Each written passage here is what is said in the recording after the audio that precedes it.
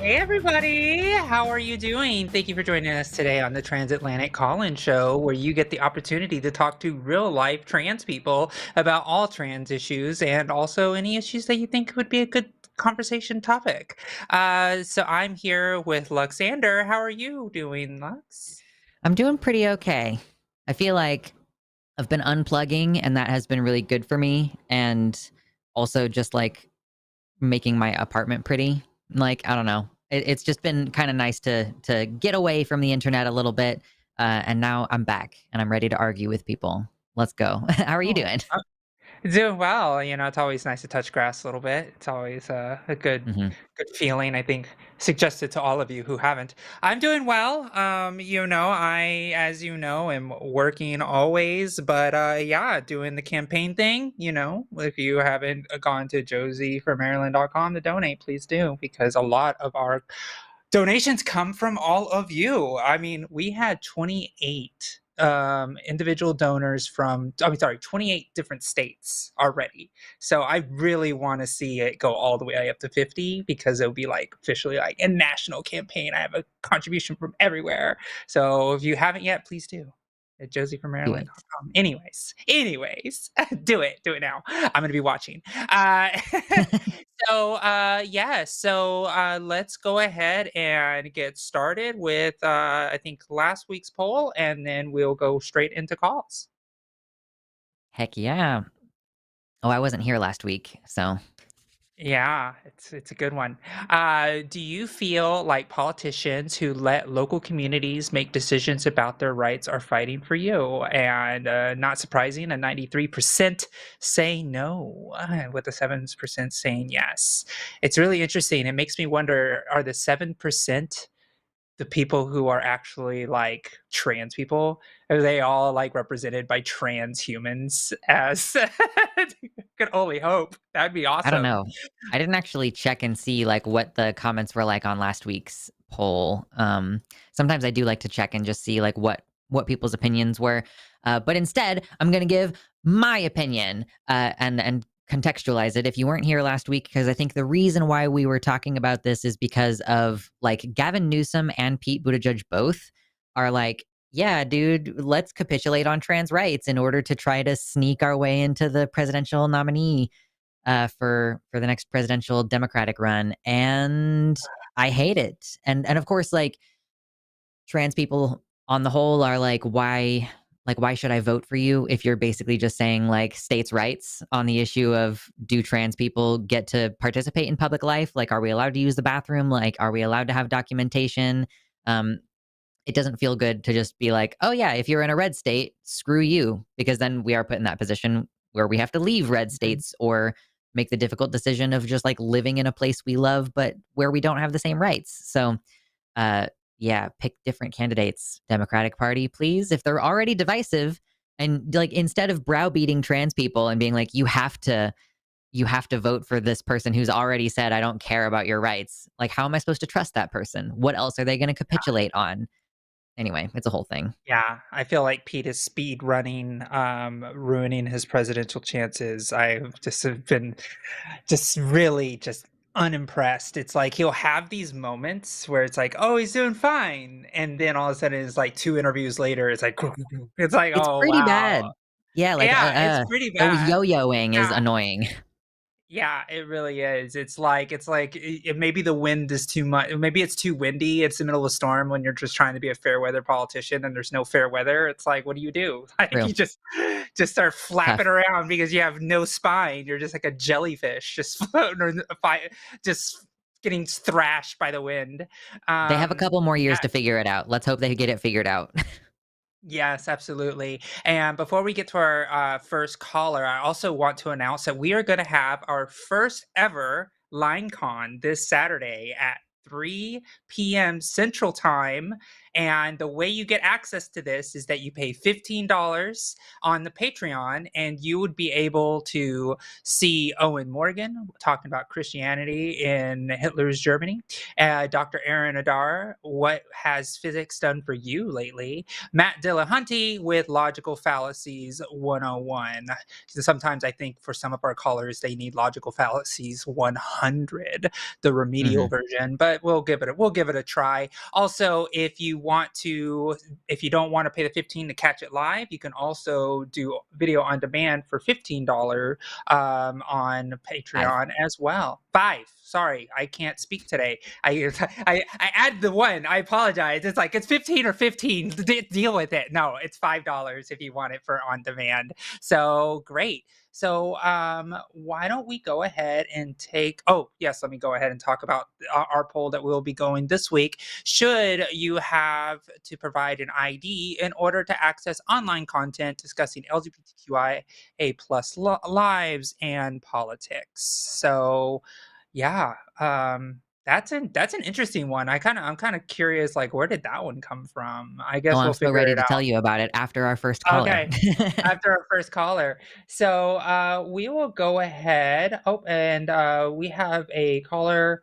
Let's go with Winter Fem Fair from Israel. And yes, Winter, how are you? What would you like to talk to us about? Hi, I'm doing all right. Could be better, little infection, but I'm dealing with it. Um, I'm calling as a trans person in a country that's not as friendly as one would hope towards trans Mhm. people. Um, I, not that it would necessarily be an option, did have theoretical access to a United States um, passport up until recently. But I do have some access to European countries. Um, I was wondering if there's any which are safer to go to as a Jewish person as well, not just as two trans people, but also coming from Israel, it might be a little tricky. Yeah, well, first, thanks for calling in. Um, yeah, it's a tough situation, especially with the political climate that is what is going on globally. It's really interesting, like when you're just a citizen of a nation, and then all of a sudden it's like, oh my gosh, my nation is committing atrocities, and then everybody around is like, it's like people don't separate sometimes like the nation state versus like an average person just trying to live their lives and don't want to be there anymore either. So yeah, that's really tough. Did you say that you're American? You had an American passport, it got revoked? So it's not that it got revoked, it's just that I haven't renewed it since changing gender markers on my Israeli documentation. And with the current climate, I'm a little scared to even bother trying to renew that information. Got it, got it. Well, currently in the United States, we are dealing with a stay on that order. So right now, passports are being treated correctly. So therefore, if you have the correct documentation, they will still honor your actual gender identity as with your name change and gender marker changes. So this is the moment to do it if you haven't done it yet. So maybe that's an indicator that you should maybe give that a try. And as As far in to renew as the passport. yes, to renew the passport, right. Okay. So that is you should do it immediately, before they change the decision on that, so that way the Okay. passport can actually be seen properly the way you want it to be seen. Also, as far as trans acceptance across the world, still, America is not a very good place for trans people in general. I would say that Canada has its benefits. There are other nations that are becoming much more accepting. I believe Germany might be okay. Germany's I'm pretty not good. sure. Spain. I've heard Yeah. Germany. Canada Yeah. poses problems from the other part of the question. And did you say Spain, Lux? Yeah, Uh, Spain's pretty I good. think Okay. Okay. And some people say the So Netherlands as well. So yeah, yeah, there's plenty mhm. of places. Like France is also really good. I know of a here family who's planning to Iceland move to is great. France. Yeah, I've heard Iceland is pretty great too. They have a really great Mhm. pride festival there too. So it's definitely you're gonna have to do your homework and check how things go. As far as the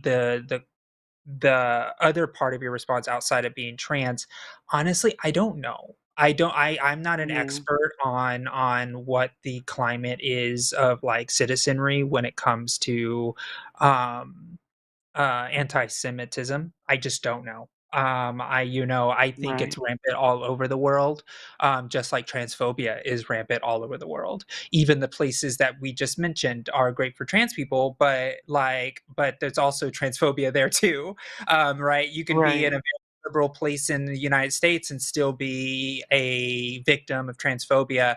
I would assume it's like that for all minority groups and classes across the world. So for me, I can't really speak on that as far as safety because we like to think that any nation that claims to be liberal would be protective of all people, no matter who they are and what ethnicity or nationality they are. But yeah, that's kind of my answer. I don't think I can really add to that. Like, I don't know.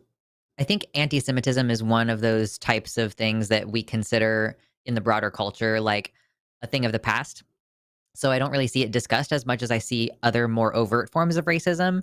Um, like, when I grew up, I kind of I just understood Jewish people as being like white people, but with curly hair. So like I didn't understand the nuances of that because I think that we don't represent them very well in our popular dialogue, or at least it feels to me like that's been more recently getting centered in the discussion of like global problems with racism or prejudice or whatever. And like that the Mhm. power dynamics are different in different parts of the world and things like this.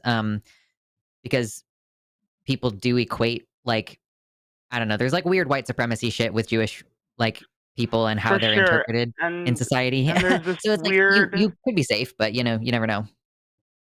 absolutely, and there's this weird irony of the thought of going back to Germany is the safest option.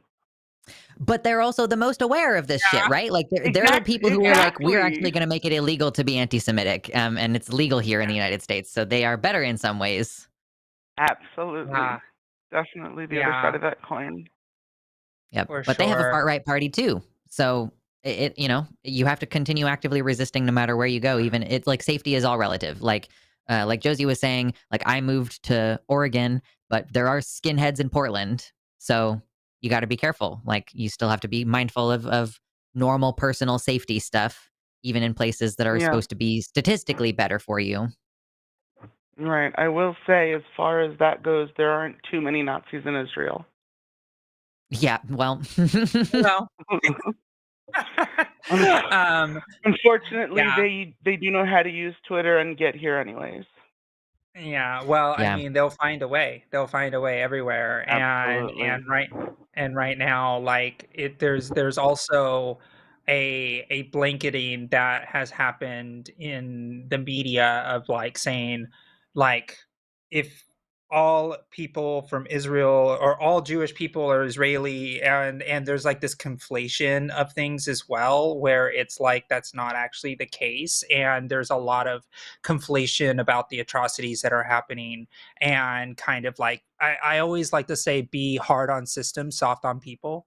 And that's kind of 100%. the way I feel about this situation is like we currently in the United States are living under a very dictatorial like fascist authoritarian regime that is literally rounding people up on the streets right now, like currently in DC, right across the street from me, right? Sending them over to the concentration camps in Seacot and doing all of this stuff. And it's like, if I were to go overseas and say, oh my God, you're an American, you are doing this. And it would be like, I'm not. I'm trying to actively resist this. This is not. And it's like, Very I much. think it's really hard that this is kind of how people have kind of been very narrowly focused on like viewing people who are citizens of nations, because if you're just a citizen of a nation because that's where you were born or that's where you are, like you kind of get broad brushed with everything bad that that nation does. And so yeah, I definitely feel for you, especially as a trans person, because I feel like in a lot of the dialect, trans people and queer people in Israel are kind of like held up of like, look how well we treat you, and then like here we are with you right now saying they actually don't treat me very well, and so it's a reality of how people and media literacy and understanding international relations is incredibly complex, and that's why I was happy to take your call, because I think we all need to understand that people are suffering all over, and especially people who are trans need safety, and I think that this has been a very illuminating call. Yeah, I'm glad to have had the opportunity to call. I get the Yeah. my bipolar kicks up at night, so it's sometimes a little difficult, but I pushed. Yeah, yeah. Well, thank you for staying up late with us, and Yeah, I wish you the best of luck, and hope that thank you you. and your partner land safely somewhere where you can actually thrive and feel safe on a daily basis. Same, absolute same. Okay. All right. All right, Well, well, have thank you a very good much. rest of your day. Yeah. All right. Talk to you Thank you. later. Bye. Good luck with the call. Bye. Thanks. Bye. Real Great. quick, before we do anything else, I want to ask the chat to do something. Hit the like button really quick. There's about 200 of you, 276 of you. If you hit the like button, it immediately tells YouTube, hey, show this to more people. So it's a quick, easy, free way for you to support the show, as well as getting your super chats of $5 or more in. We will read them at the end. That is another way that YouTube goes, oh shit, I should show this to more people. So thank you for supporting us here on TACIS and on the line in general. Okay, now I'm done. Yes. And also subscribe. If you haven't subscribed yet, what are you doing? True. We know. Come on. Get your So definitely notifications do turned that. on. Yeah, absolutely. Please do that. Hit that little bell icon. I know it's there. Mhm. um, Great. So we'll go ahead and do another international call for us. We'll take Ryan from the Netherlands. Wants to discuss about the problem that people say transgender is too hard and pushed. So, hello, Ryan. How are you? Good day. I'm good, and how about you guys? Or woman, Doing sorry. all right. Doing well. Yeah. Thanks for So, calling in. yeah, I want to start off with I don't mean anything in this respect. I are openly for transgender rights, and I do fight for that in my country. But I have noticed a big problem, not only in my country, but I also saw a video where Lux was talking about. Um, Basically, the problem is when someone comes out as a transgender people, they usually say that to their mom, to their dad, whoever they say it to. And these people are used to have lived with their child for a very long time or family member. And then they have to get that shock, process it, and then adapt to it. Um, the problem that I see around my friends who are transgender people is that they often are like, you have to accept this right now, you have to change it right now, while it is not easy to fight habits. And I see people pushing them away without giving them really a chance to accustom to it. I always say the first year is a shock, the second is adapting and getting used to it, and the third one should be perfectly going well. I want to know your woman's opinion about it. Sorry if I say guys, Mhm. I say guys as well. I subscribe to No the worries. gender neutral guys. I'm fine with it. Not a big deal. Um, yeah, I mean, I guess I'll respond since this is kind of in response to, I'm assuming it was like my video explaining how to come out or something like that. Um, but yeah, so I think that most of us are really aware that it does take time.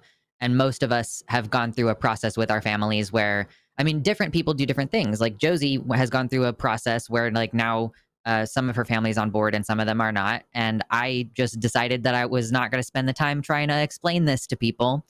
Uh, who I mostly didn't feel super attached to anyway. So like I don't have much of a relationship with most of my family.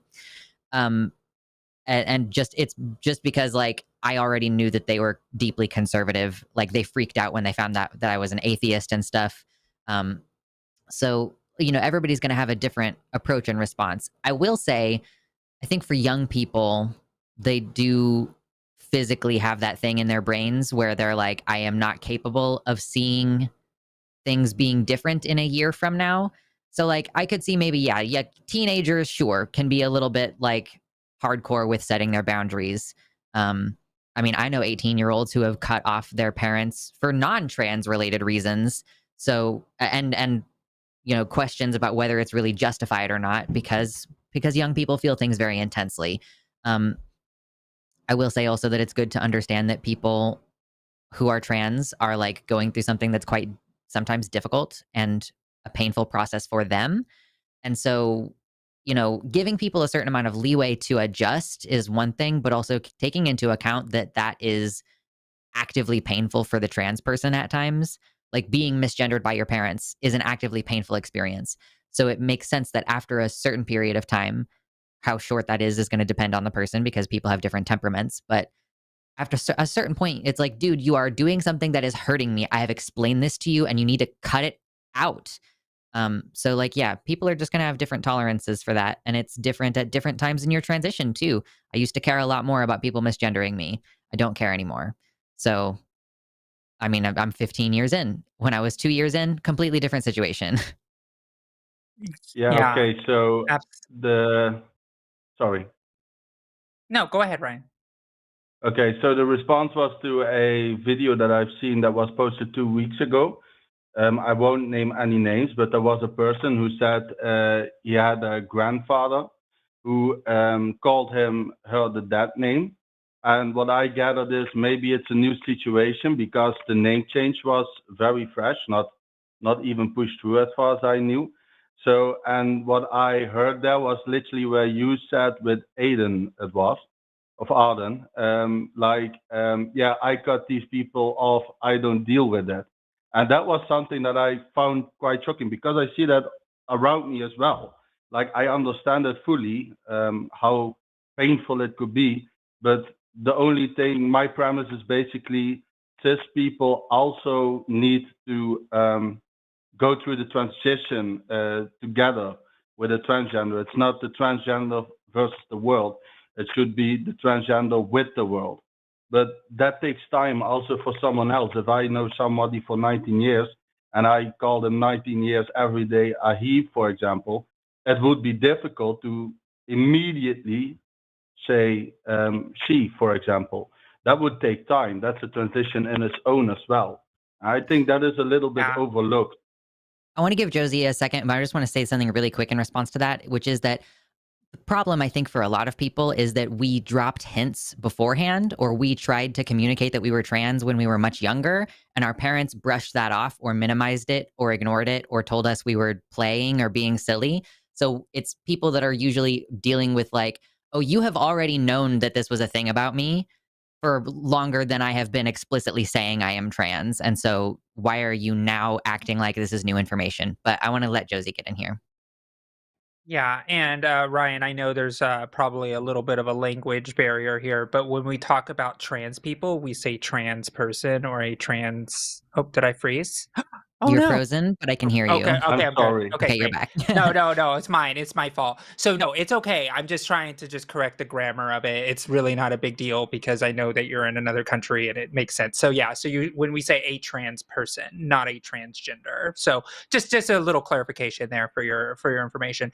So I think that what you were talking about, there are people who are impatient. I think Lux said it. It's like where people are like, "No, I want this now," because a lot of people get really excited to share themselves about themselves. Where it's like, "Hey, there's this exciting thing," and usually the first people you tell in your life about being trans are usually people that are the closest to you. So you expect the people around you to kind of like get as excited about your discovery about yourself that you are. But in reality, people are in their own bubbles, people are in their own, place, and you, like you said, like it's like, oh yes, I'm trying, I'm making sure that I'll do it. And I think that a lot of times it's over. I think that the media tries to make it seem like we are people who are just like screaming and yelling. It's us. I'm a she. I'm a she. If you don't say I'm a she, I'm gonna get mad and yell at you. And it's like that's not actually how it is in real life. Most trans people that I know personally all experience this exact thing that you're talking about. Like my mom, it took her probably over a year or two for her to finally gender me properly all the time, because she knew me for 36 years before, or 34 years Yeah. before. And so like, yes, it sucked, but I knew she was trying, and that just because I knew she was trying, I gave her much more grace. But I would always be like, hey mom, when you're talking about me in the past, go ahead and use my current name Josie, because I prefer that. And I had to tell her that a couple times for her to understand, right? Because she was just like saying the story or telling the story that she's told about me a million times, and Yeah. had to now change the name on that. And most trans people I know are very understanding of that. Like I have a friend a good friend that I served in the Navy with for almost a decade, and I knew them, for about 20 years, and it took them a second, right? Like, so, like sometimes, because he would say, oh brother, he would call me brother all the time, and then like sometimes he'll accidentally do that because we have that familiarity like that, but then he'd be like, oh, I'm sorry, and then it's fine. I think that there is a perception in society that trans people are these fragile people that will break in half the second you say something that may be 100% correct. And I just want to dispel that notion with you, Ryan. Like, if you, as long as you are trying with people and you're like, hey, oops, I'm sorry, I meant she, right? Or oops, I'm sorry, I meant they. um Most people will be like, okay, yeah, sure, and they move on with their day, because why would you want to just make a big deal about that if you're just having a conversation with someone? So I think just on both sides, people just need to give each other grace and patience and understand, like you said, that first year it may be a little different. The second year it gets more normalized, and by the third year nobody even remembers anymore, right? Like it's just like whatever, it's just what it is. And I think it really has to do with people not having patience or being able to see 2-3 years in the future. Yeah, I agree to that. So that's one thing, but I have one more question if you have time. Sure, Sure. go for it. So I am actively pro-trans. I have many friends that are trans. I even had two exes that was trans. I supported them all the way. But I'm thinking, is there anything that I can do to make it better for them? How I can defend it for the people who don't like it? Like, I want to make sure that transgender folks are also safe around here and feel to be themselves. And any way that I can help that is what I'm willing to do. Now, I'm not a transgender myself, but I am wondering what can I do to make that a better experience, to make sure that they get what they need. Is there anything I can do? I mean, I just think like treating being trans like it's normal, um, in the sense of like, if you're representing yourself as somebody who's speaking for trans people in situations where like someone's being shitty about trans people and you're the only person there to like speak against it, um, then I would say like reemphasizing that trans people are normal, that they are like a historically relevant group across all society, and that in the current day we just want to live our lives and be able to access medication, and reinforce that we deserve to have autonomy in our medical decisions in the same way that cis people do.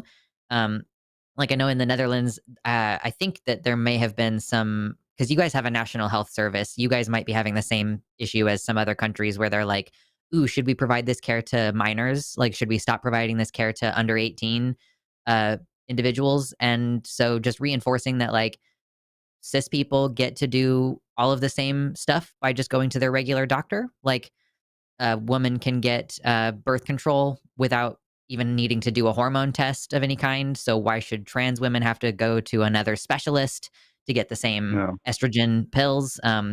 Just treating it with that kind of it's normal. These people are just trying to live their lives and they deserve bodily autonomy. So really, like, just kind of taking energy out of the I don't know, in my country at least, there's all this political hype and like, oh, doom and gloom, like, oh my God, society's gonna collapse. And just be like, dude, it's just so normal and it just shouldn't matter to anybody that trans people exist and are doing their thing. Yeah. And it sounds like to me, Ryan, you've already been kind of doing it by asking the questions, by actually trying to figure things out, having trans people in your life to help inform your thinking and how you are communicating with the community. It's cultural competency. And I think that's really, really important. And, I think that what you're doing is good, and just letting people around you know that you're a safe human, I think is a really, really important thing. And I think that's the most a lot of us can do, for the most part of our lives, is to be able to be safe for the people that are around us, the people who are closest to us. And that alone is doing a lot of work. And just to stay hyper vigilant, just make sure. And also, I'll say this too: if you as a cis person, if you're in a space where there is other cis people talking trash about trans people, speak up. Say, hey, like, I that's not actually definitely will. correct. Yeah, Mhm. do that, I because I that's had going to those help out a lot. situations before. Good, Like I had good, these good. situations before where I was in a bar and someone said some really disrespectful stuff about transgender. I was like, "Hey, can you stop that? I don't like that." And he was like, "Why are you transgender? Do you have?" I was like, "No, but my boyfriend is." And then you Oh saw that he yeah, felt quiet, and I told him, "If you don't shut up now, I gonna do the same things that you do to the transgender people as you do." In that case, when he sees a trans man, for example, call him she, I will call yeah, that guy a she. See how he likes yeah, it. yeah. That is my approach. Let them feel how it is, what they are doing for themselves. I really try to stick up in every possible way. And yeah, but it's just frustrating because everywhere where I It look, is. in the Netherlands, I see 10 people who don't mind transgender people, but Mhm. behind those 10, there is one who's actively trying to do damage. And I really try to stop them at all costs, but it's so difficult, you know.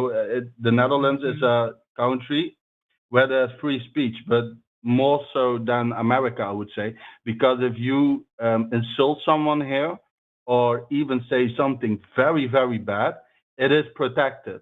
So there's Mhm. nothing I can do, and instead of just civilly, and that's always Mhm. the hard thing. So yeah, I'm Yeah. always trying to teach people that transgender people are also just people, and that they Yeah. also are as evenly worth it as cisgender. And yeah, I think that's an important thing that we have to spread. And I'm trying to do that. But yeah, it's a difficult battle, but I'm with you guys.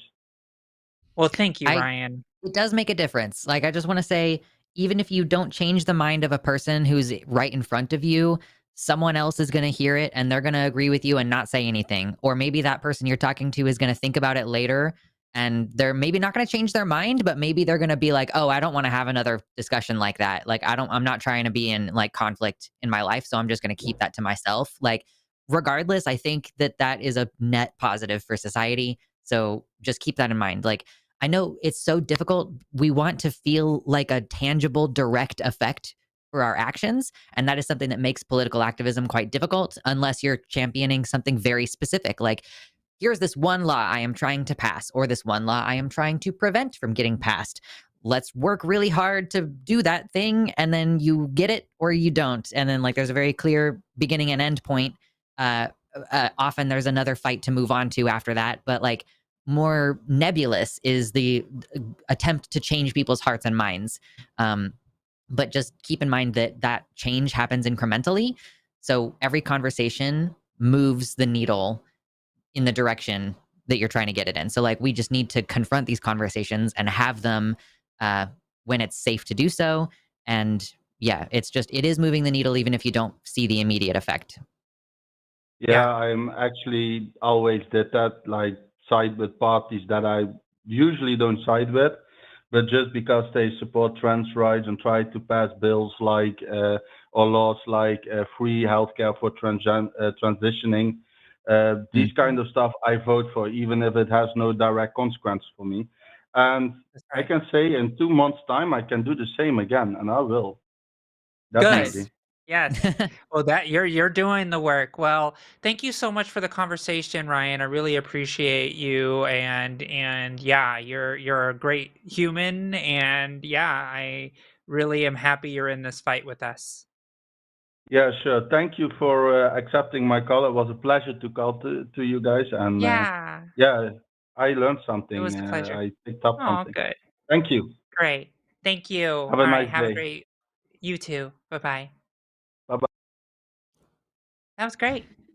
Yeah, Yeah, it was nice. that was a nice call, and we got, like, 2 international actual transatlantic calls. Look at Hell that. yeah. Look Yeah, at us. yeah, Look at it's us. just I guess that is the look. one thing that keeps this transatlantic, even though Katie's not here, is like we're early enough in the day that we can take calls from overseas. Did Yes, we we can. talk about this week's poll yet, or do we still yet to do that? We did talk about this week's poll, but we are ready to talk about the results of Oh, what we got in the chat. oh yeah, we haven't gone in depth on this yet. No, So no, but it is time. You're it is. right on cue. And Let's out go. of our 270 votes, 99% says no, with the 1% saying yes. And if you are that 1% in the chat right now, call us and tell us why you think somebody needs to provide an ID in order to access our content here on the line. Yeah, for sure. So for context on this one, the question of like, yeah, should you provide an ID in order to access online content? Just talking about trans people or gay people or whatever. And so here's what's happening. I think a law just passed in the UK, and they're trying to pass laws like this here. And companies are capitulating to these laws preemptively in some situations, which is like the Kids Online Safety Act. If you haven't heard of that, that's the one that they tried to pass in the US. I don't think it passed, but Yeah. they tried to, and maybe they're going to do it again. So the premise of this question is, should you be required to have an ID for porn? That's where this conversation starts. Is like, well, of course, it makes sense to prevent young people from being able to access that content. It's a common sense fallacy, kind of. But of course, in this day and age with Project 2025, where they've explicitly said, yeah, we think that trans people are equivalent to porn, and we want to criminalize porn and make people go to jail for it. So this is a very clear and direct connection where LGBTQ plus people are being considered a type of explicit content, even when we are just talking about like this show, guys, is going to be on the restricted mode, most likely on YouTube, because YouTube is, in order to, I think, comply with these laws, they're going to employ an AI to guess if a user is under the age of 18. And they're going to put those users on a restricted mode, which you can check out. I don't know if it's on mobile, but I know that on desktop, if you go to your little icon in the right-hand corner and you go down in your settings, oh, look at that, restricted mode is off. I can turn it on. And my videos on my channel have been censored. Like, I've been talking about movies and they're being censored because they're talking about trans movies. So, and you would have to provide an ID in order to have that restricted mode taken off of your account if it is put on your account because they think that you're under 18. So yeah, we're really entering this age of the internet where the UK is trying to restrict access to Wikipedia, period, because Wikipedia has a lot of unsafe content for children, blah, blah, blah. And like, obviously Damn this opens up so many facts are issues. unsafe. You know, It's, yeah, facts can fill up your brain and make you, think logically. That is not okay for yeah. So Oh my gosh. Well, I think it's bonkers, and it's just another step into just the policing of humans in a way that is incredibly fascist. And yeah, Mm-hmm. and anybody who wants to and approves of these policies are people who want the biggest government possible, that they want them in your laptops, they want them in your rooms, they want them in your bedrooms, they want a government or a National Guard member on every corner of every street, like my next door district, DC, right now. So yeah, it's Yeah. quite infuriating. How many Well, more companies do you want to have your personal information? yeah, So exactly. I also but right before we take this next call, which might be a little spicy, we'll see. There is a limited edition T-shirt. Are we gonna show everybody the limited? There it is. It's a Zerba. It's a limited edition, and Lux, how do we get this shirt? I don't remember. How do we get this shirt? I didn't write that down. I was For busy taking notes about the live show. for people who Yeah. join the LineCon online live event today, All this right. weekend, this Saturday, people who pay for the $15 and up tier get access to the event, and then they get access to people who are attending the event a link to access this shirt, because this is not going to be public. Only people who attend this event this weekend are going to get access to Yeah. this edition of the Zerba So shirt. Exclusive. be the first, be the exclusive person, and then when you're walking around with a Zerba shirt, people will be like, "Hey, how do I get that?" And you just say, "You can't because you're not cool You enough." missed out. So hmm you missed out. Yeah, just So just don't how it forget that goes. event is this weekend. It's on Saturday. Yes. So go to patreon.com/calltheline to get yourself set up for a ticket to be there live, or $5 to watch the video on demand. And then actually in about 2 months, the talks from this one are going to go live on YouTube. So you will be able to see them eventually. But if you want to see them now on demand, you have to go to patreon.com. Yeah. And you got to get the Zerba. I mean, True. $15. You get the content and the shirt option. Oh, come on. Let's True. go. Great. So you ready for a potentially spicy call? Yeah. Don't forget to hit the like button. Okay. Yes, we're good. Yeah. Okay. Great. We are going to talk to Summer from India. Thank you for calling. You're live on the line. And you want to talk about gender identity leads to a logical contradiction. Tell us about it. Can you hear me? Hello. Yes, I can hear you. Yeah. So first, thanks for having me on the show. And Mhm. so I had this line of questioning. So I just want to begin with, should we only believe things or some propositions that can like only be verified and shown to be demonstrably true? Can you speak a little louder? I am having a little bit of hard time hearing you. Yeah. So my question is, should we believe things or propositions only because they can be verified and shown to be demonstrably true? So Great. should we Okay. believe things that can only be demonstrably verified? And like within this being the context of a conversation about gender identity, I think that leads down a pathway of like trying to find a biological explanation for being trans, which I don't think we have. And even if we did, I don't think that would be a good way to determine whether someone is trans, because that is like a fact about a person's tastes and personality that is not something that I think we could quantify any more than we could quantify someone's favorite flavor of ice cream. We could maybe tell which ice cream they like the best if we scanned their brain, like while they were eating different flavors of ice cream, and go, oh, the pleasure center of the brain really went off when they were eating vanilla ice cream. But we don't really have like a way to do that for gender. And also, like, it would not be reasonable to put that kind of litmus test on it. Yeah, I would also like to add, Yeah, so Summer. I want to add this really quick as well. Like, for example, we can't tell if somebody has like depression other than the symptoms or the things that they tell us. We can do the same about pain. When somebody says they're in severe pain, we can't test what pain they have. We just have to take their word for it and try to provide the help and medication that they need to be able to alleviate that stress. That's kind of how we're able to demonstrate that somebody is trans, especially when they're suffering from gender dysphoria. We then give them the medication that is going to help them transition, and we are able to see through the questions that we ask them, is your life better? And they say yes. So that's kind of how we do it. Yeah, so in case of like if someone is undergoing any pain, I think that we can uh, demonstrate that to be true because we can see that there are symptoms like he can be in agony and we can see like I think that claim is verifiable and demonstrably true.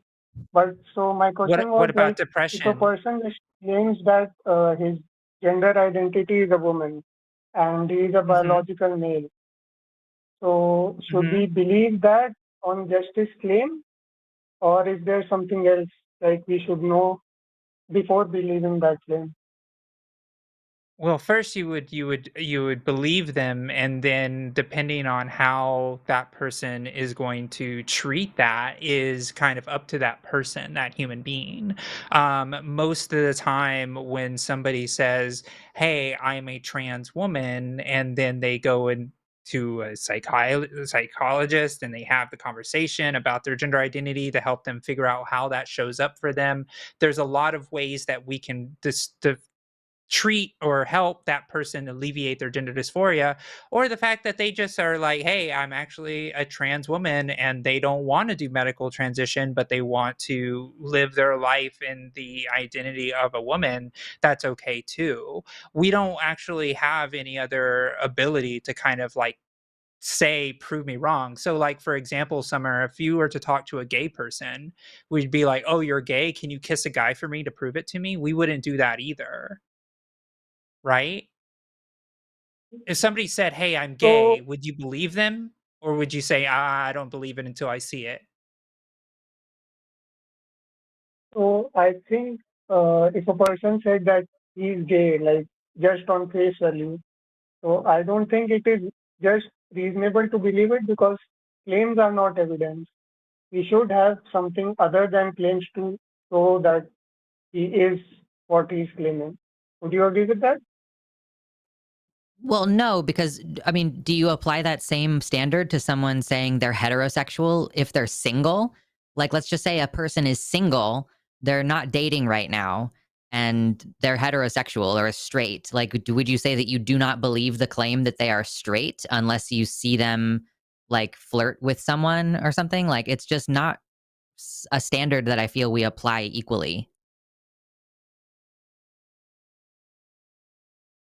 So on that claim, I think like we can extrapolate from the biological case.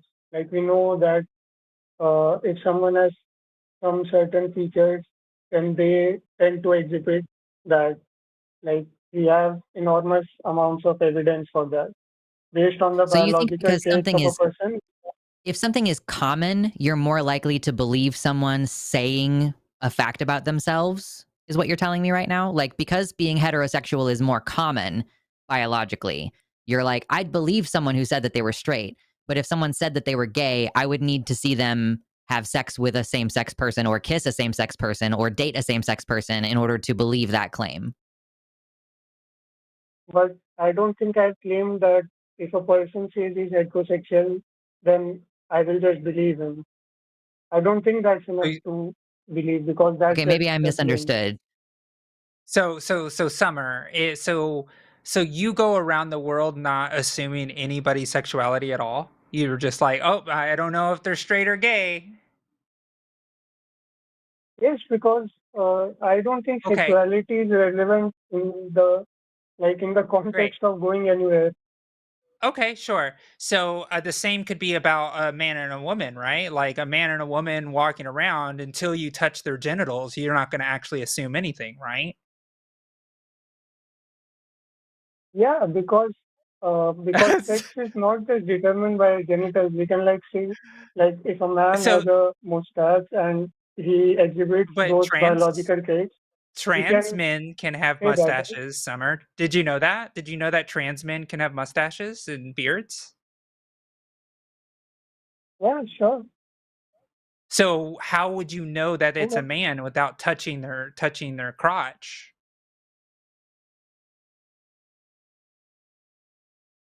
No, You we need the can't know that. demonstrable evidence, right? So see, do you see how the logic is falling apart on your side, right? Because now you've created a logical construction in your world where the only way you're ever going to believe anybody says they're a man or a woman by your demonstrated evidence of touching their crotch to make sure in your worldview that they are a man or a woman. Do you see how that's like logically inconsistent to the way the world is actually run? But I'm not claiming that if someone has some biological male features, that I know with 100% surety that he's a man. He can be a trans man. I'm not disputing that. But because we can see like majority of them are men, they are not trans men because I think they are in minority. So But won't the but confidence but level the of our claim be higher? Well, the thing is, though, Summer, you're trying to come at this from a very logical perspective. That's why I'm coming back at you at a very logical perspective, because you were talking about logical contradiction, and so what I'm trying to do is I'm trying to logically construct the world that you are talking to me about, because you say that you have to have somebody. You can't just trust somebody for the fact if they are born assigned male at birth, and then all of a sudden, they come out as a trans person. You're like, how can I trust that that's true? I could easily say that because of that characteristic, how can you trust any man or any woman that is talking to you is who they say they are?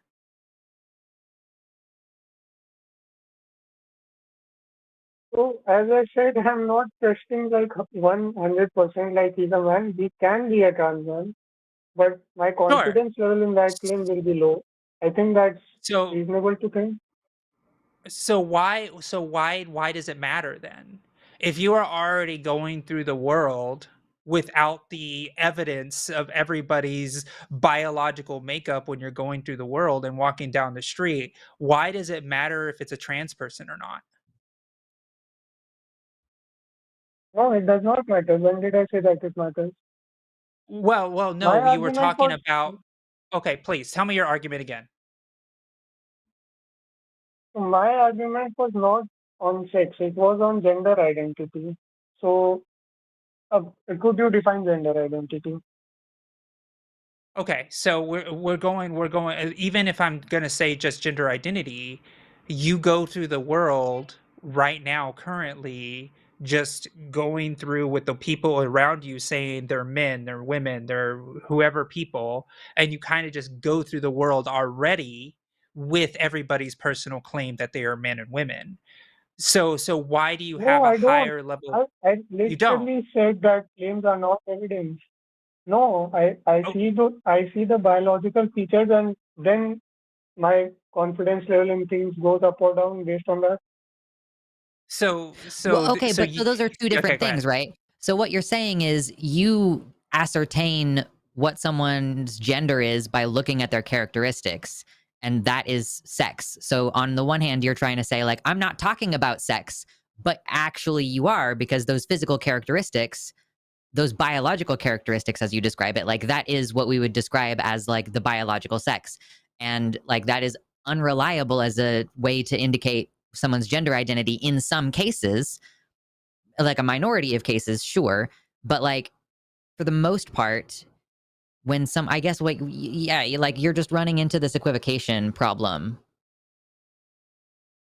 So yeah, let me clear this up. I'm not saying that I can determine someone's gender based on the physical or biological attributes because I think that you would say that it is a social construct.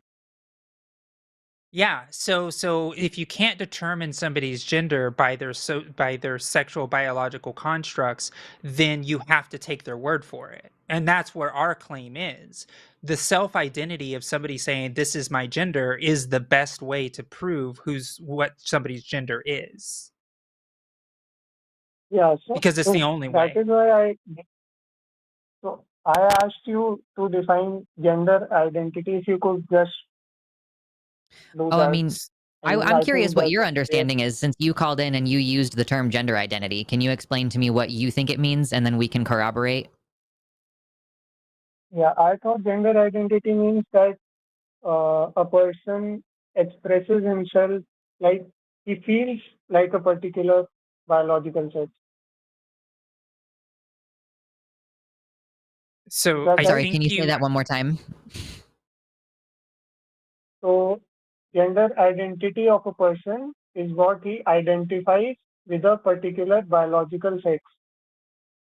Sure. Okay, so yeah, like that is relevant for a lot of people. Like your gender identity is how you understand yourself in relation to both biological sex and the social construct of gender, really, because there's two different aspects where you might have physical biological dysphoria, but you might also have like social dysphoria where it's more about like how people treat you. Um, but that's yeah, like I guess close enough. Like yeah, gender identity is how you understand yourself and in a more like fundamental intrinsic my personality kind of way rather than just like I can see that I have boobies and therefore I am female. Like it's it runs a little deeper for trans people. I think most cis people don't really have to think about it. So most cis people might not feel that they have a gender identity, but they definitely do. yeah. Yeah, sure. I agree on that. But my only problem is if you think that gender identity is just how a person feels he is like a particular sex. So should you are claiming that we should just take their word for it. I'm saying that Of that is a flawed epistemology and we should not do that because we don't know if they are lying or not. But the chances of them lying are very slim, Summer. Like, for example, if we use that logic for anything else, like if you, I'm sure you're a cricket fan, right? Do you watch cricket? Yeah. Okay. So how can I believe you that your favorite cricket team is your favorite team? It would be That really annoying, right? If somebody was like, I don't believe you're a true fan of your team that you cheer for, and somebody just kept on saying, I don't believe you can't prove it to me because I just don't believe anything you say about it. That would be very annoying, wouldn't it? Yes, that would be annoying. But the point is that I can demonstrate that I love that team. I can cheer for the team. I can show support for the team. If I just claim that, Sure. like, uh, uh, I love baseball and I have not seen baseball like in my whole life, and you just believe it because I have made that claim. Don't you think that's But like a flawed kind of thinking? I don't think so. I don't think so because Summer, like, it happens in actual gender identity too. It doesn't matter if a trans woman wears a dress or if they have long hair or they do whatever. There will be people who think they're lying, and they will use that excuse to say, "Oh, No, I and don't there are believe you. I will never believe you." Right? And so that's the flaw in your reasoning, is it gives people the ability to say, "I don't believe you," when it's something so personal. Just like if you can't prove to me chocolate is your favorite ice cream, I could say, "Well, you're lying about I that." can't. You could be, but No. what harm is So it? But the thing is, I wouldn't care if you were lying to me about your favorite flavor being chocolate, because it's like it's so not, it so doesn't really matter. So in your particular example, you said that if a person wears like a dress and identifies with the social construct of the female sex, so and even then a person is saying that you are lying. I think he's unreasonable to say that because you have already demonstrated by wearing a dress and whatever other characteristics that that your gender identity is female. But if you Well, So you're don't he's do just that, saying, I'm are you saying saying that that you can see what someone does and that can validate the claim. Basically, I'm just trying to see if I'm understanding this correctly. Like, from your perspective, Summer, you would feel like someone going ahead and wearing a dress and stuff like that would be sufficient behavioral evidence that supports the claim that they identify as female. Is that right? Yeah, somewhat. Yeah, sure. Okay, but okay, that's fine. I get that and I understand, but I'm gonna play with this a little bit here. What if somebody was wearing the jersey and went to the sports game and did all the things and the colors and they cheered for the team, but they actually hated the team. They don't care at all, but they tricked you into thinking you're a fan. Like, do you see how the logic doesn't make sense even then? No, and this is why I said in the beginning that I'm not claiming to have 100% knowledge about anything, There. Okay. because I All could be right. wrong about it. Of course, I could be wrong about it, but my reason is directly proportional to the evidence which is based. Yeah. Well, I will go at it a different way. Evidence supports that trans people exist. Evidence, we have data, we have support, and we have scientific diagnoses, we have clinicians, we have clinical trials and treatments that have shown that trans people, when they are accepted as the identity that they identify as, their gender identity that they identify as, that their quality of life is much better. And we're able to see that only about 1 to maybe 2% of the population in the world is trans. So we know through the demonstration of the trans identity across the world that trans identity exists. So because of that, we can take people's word for it that say, hey, I'm a trans person, I exist in this way, I am a woman, so therefore I am a woman, is the most effective way to understand how we interact with that human. And unfortunately, there is no other thing we can do except for take their word for it. Just like we take their word for people when they say they're a sports fan, just like we take their word for it if they say they have depression, just like we take their word for it when they say they have severe chronic pain in certain parts of their body. There is a limit to the logical consistency that says you have to demonstrate the thing for the thing to be real.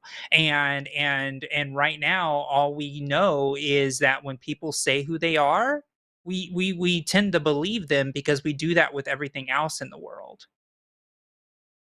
In a lot of ways. Not So everything, but most things.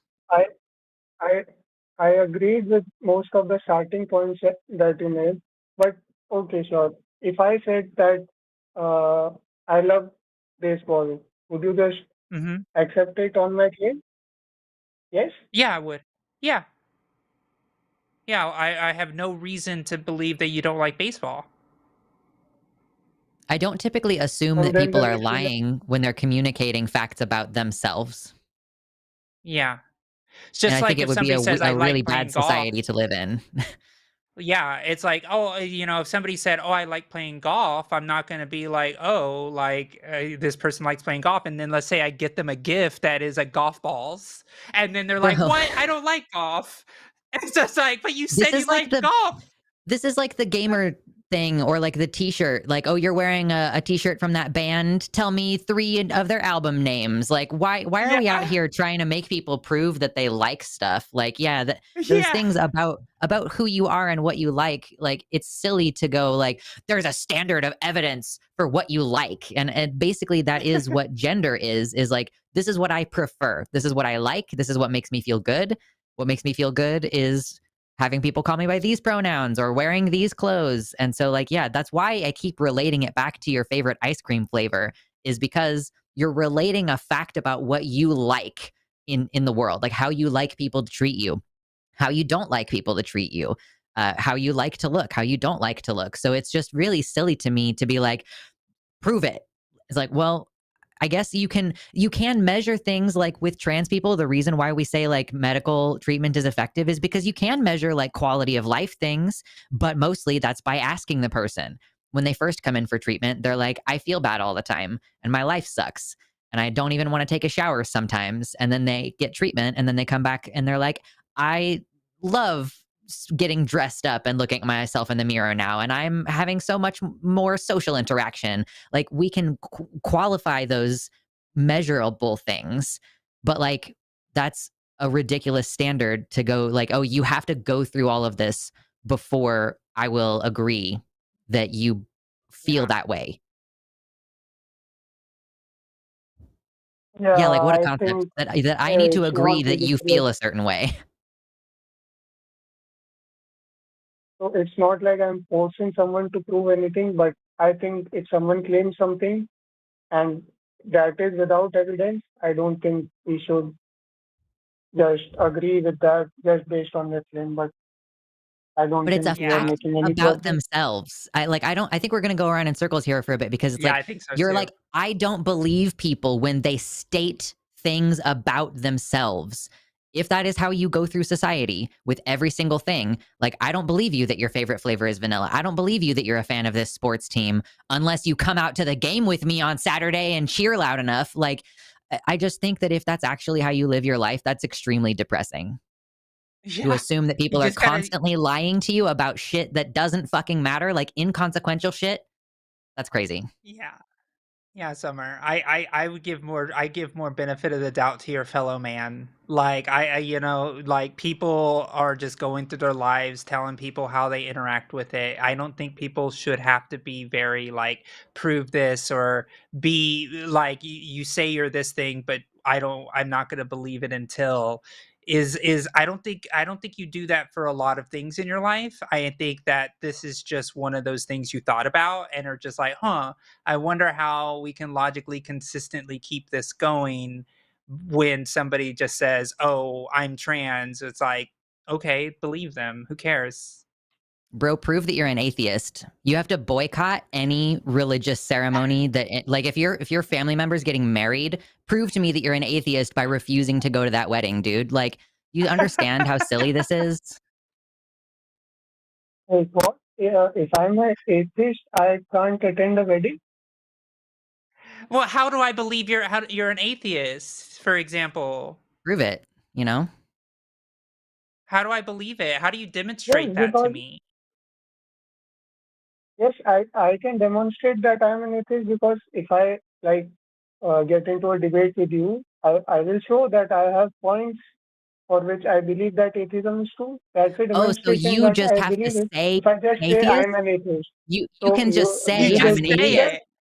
And this is why I'm an atheist, and that's it. What? But if a trans person says, I'm trans and here's why, here's how I feel, They this is what I they believe, say you're it. like, that's not enough. All right, man. Can't Yeah. help you. Can't help you. Summer.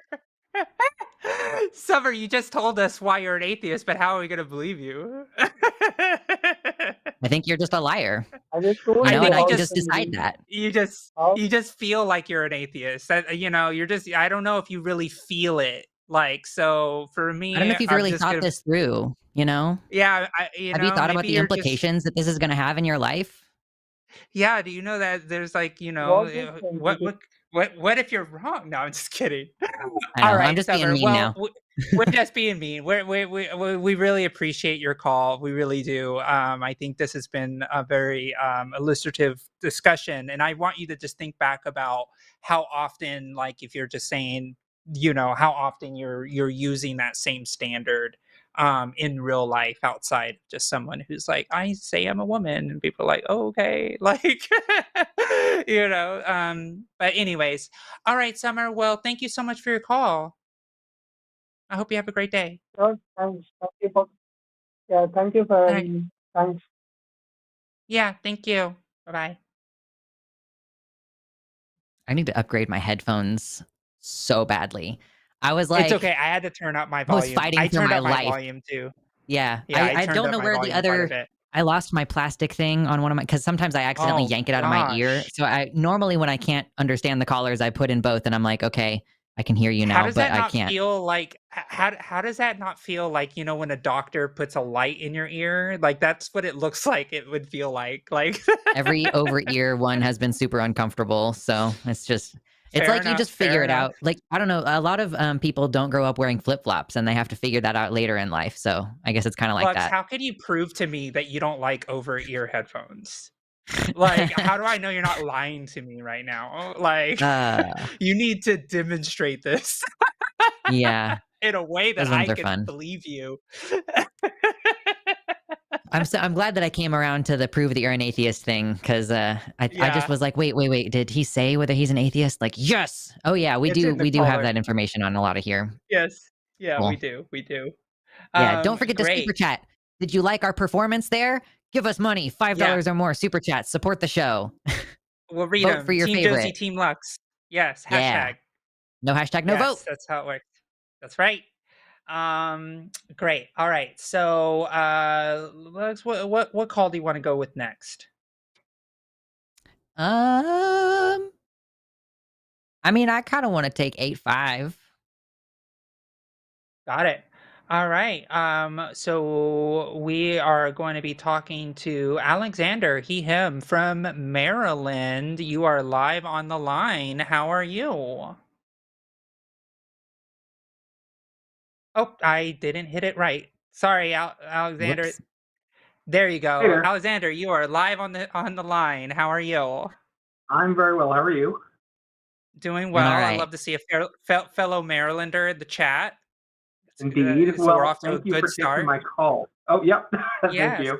Yeah. So I'm calling for, and first of all, kudos for handling that previous call. So I'm calling because I'm hoping you can help me understand how someone who uses neopronouns comes to determine which neopronouns to use. Like I've seen Z and Zer and other non-gendered pronouns. And just by way of background, if I misspeak or any correction, please correct me and let me know. And so this is more trying to get a sense of understanding, and regardless of how someone determines the pronouns, I use an individual's preferred pronouns, regardless of how I understand their reasoning. So I guess my question is, my understanding, and maybe this isn't the right place to start, but if gender identity itself is largely a social construct, like the norms and expectations of a society, a culture at a time, what does it mean, and how does a person come to it when they decide that a Z, Zer, or other neopronoun best fits them? I don't know if that's the right question to ask, but that's kind of where I'm starting with. Bet. I love this question. As a neopronoun user, definitely love to get to dig into the meat of it. So they allude to concepts, really. Pronouns in English, at least, like the gendered pronouns, like they allude to a concept. So you've got like women generally have this set of traits, men generally have this set of traits, but there's flexibility in that. Like there are lesbians who primarily identify as butch women, but who use he, him pronouns, because it's a type of gender expression, you know? Yeah. So when people are wanting to explore alternative pronouns, like I still use they in a lot of areas of my life, but I don't prefer it because I feel like they has this kind of aura around it, like this vibe that I don't necessarily tap into anymore now that there is kind of a culturally understood idea growing of what a they them kind of person is like. I don't know. It's like not hitting me as hard recently. But for a bit I was like, I prefer its pronouns. And I like them because they are a different vibe or like a different set of expectations, or they reject certain types of expectations, like, you know, and it's very subversive to use its pronouns even more than it's subversive to use like fey fair or like tree self pronouns. So I mean, honestly, when it comes down to it, it's really vibes based. If someone's like, I want to use Z-Zer with an X or Z-Zer with a Z, or whatever, like those I think tend to correspond with like, when did you grow up? Like some older genderqueer identifying people who were identifying as genderqueer before non-binary was the popular thing might use Z/here, HIR, because that was what was around in the cultural zeitgeist, to the extent that there was one surrounding this issue, like beat poetry and stuff from that time period of like 15 years ago when I was first coming out. Yeah, so it ends up being pretty vibes based. And then if there's any more specific pronouns that allude to something more specific, like the tree self, you know, those more fringe neopronouns, they are evoking coherent concepts like tree. It's like Right. tree is almost a more coherent concept than woman, and trees don't even exist like phylogically. So yeah. So I guess That makes a lot of sense. You're kind of explaining vibe-based, maybe generation-based is a part of that as well. So when I think, and this is very obviously limited to, kind of how we use pronouns in English in the United States right now, or maybe in the past century. So as someone, so I go by he, him, and that's largely because, well, first of all, it's default. I haven't really felt a reason to change it. So that's the easy answer. But also, exploring it more, I kind of identify with people who have similar attributes as me that also go by he, him, and those kind of based on society and culture and those attributes are. So my question for that is, if an individual uses Zer, let's say two individuals use Zer, do those people share similar attributes? So to make them use those same pronouns, kind of like how cisgender people might? I mean, yeah, probably. Like, they may have different reasons for coming to that same conclusion. But it's similar, yeah, to how like a man can be like, yeah, I like to wear makeup that accentuates my masculine qualities and smooths my skin tone, and this outfit is snatched, and then there's another he, him who's like, I got dirt under my nails because I worked on my car. And it's like they both are just coming to the same thing from a different angle. So I would imagine that, yeah, like a person who uses zero pronouns, I can imagine some things about them. Like they probably play with gender expression in ways that cis people might not. They probably have other perspectives politically that are queer in a like anti-establishment sense. Like, I'm gonna gather some information about them because they have gone through a journey, and this is the conclusion that they've landed with. So in some ways, to me, as a trans person, that conveys more information about that individual than someone who uses she, her pronouns. That is very helpful. That kind of answers my next question, which was, whether neopronouns maybe refer to something obviously outside of the current gender spectrum, but outside of what we consider the, I don't know, classic gender spectrum in general. That you're saying that, he, him, I'm trying to express something about gender, but the attributes that I use, that I incorporate into my gender identity aren't necessarily the same types of attributes or like topics that another person would use to reflect their gender identity. Is that kind of a fair summation of what you're saying? Yeah. It's like even within one single gender, there is a spectrum of ideals and values and approaches, which is why gender is such a nebulous concept. It's like, what the fuck does it even mean if a man can wear makeup and a man can also be a trucker? Like, and these are two completely different individuals with very different gender expressions and different behaviors, like maybe different sexual behaviors, and yet they're both men. Because this shit doesn't mean anything coherent. Yeah, exactly. Yeah.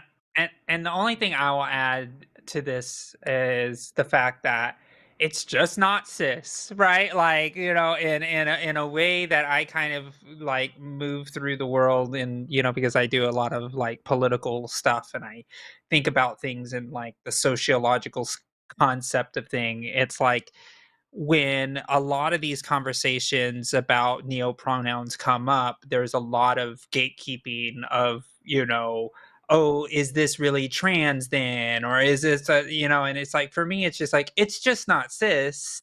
So therefore, anything that falls out of like the cis heteronormative, construct, all people deserve rights regardless of where they fall within that spectrum. And so for me, it's a very interesting conversation that comes up, because I know a lot of people, even trans people are also very guilty of this. I guess I would even say the people who are trans neopronoun, I'm talking about trans binary, even trans non-binary that exclusively use they, them, will gatekeep neopronouns as well. And it's just like, what are you doing? Why are you doing that? Like, it's not cis. So let's all work together as a community and be all together in this fight. And it's really interesting how these conversations can spin out of control. I remember a few years ago, this was all the discourse. And everybody was just talking about neopronouns and xenopronouns like constantly. It was like making my head explode every time I turned on any type of YouTube. It's like, let's get into the neopronoun debate. And it's just like, Yeah. Oh my God, why? Like, why are we doing this again? So So I I joined really the appreciate neopronoun wars on the side of the neopronouns. I did it Yes. too. I was making I was like, let me make that money. Well, yeah, I mean, yeah, you're a content gold back then, Lux. True. But no, I really appreciate just kind of sitting on the side and listening to this conversation. Yeah, no, thank you. Like I said, it's like, regardless, and sometimes it's hard for me to say, but like sometimes if I don't understand something, that doesn't mean that it's not appropriate or respectful to kind of refer to somebody. Just like how if somebody has a given name, a first name that they prefer to go by, even if I don't understand the history behind that, that doesn't mean that it's not the respectful thing to refer to them as that person. So anyway, well, thank you guys so much for your time. I really appreciate taking the time to do this and kind of putting yourselves out there to answer questions about yourself very, very personally. So really grateful for that. Yeah, thanks for Oh, calling. absolutely. Thanks for calling. That's what we're here for. Well, I hope you have the great rest of your day, and yeah, I'll talk to you later. Right. Cool. Great. The schedule. The schedule. I have it up. Let's go over the schedule. Go for it. Yeah, because there's going to be a Cus I Wanna, I think, tomorrow. So look out for Oh, that. I saw one of the mods mention it earlier. I don't think it's up here on the schedule for August, but look, that's why you turn on your notification settings, babes, because sometimes you get a surprise Friday show from us. Today's the 14th, so coming up this next week, like I said, tomorrow there's a Cus I Wanna, I'm pretty sure. On Sunday, you've got your 2 p.m. show with Matt and Jimmy, so look forward to that one. And we've got the After Dark show on Sunday with Owen and Aaron. On Skeptalk, you've got Aaron and John.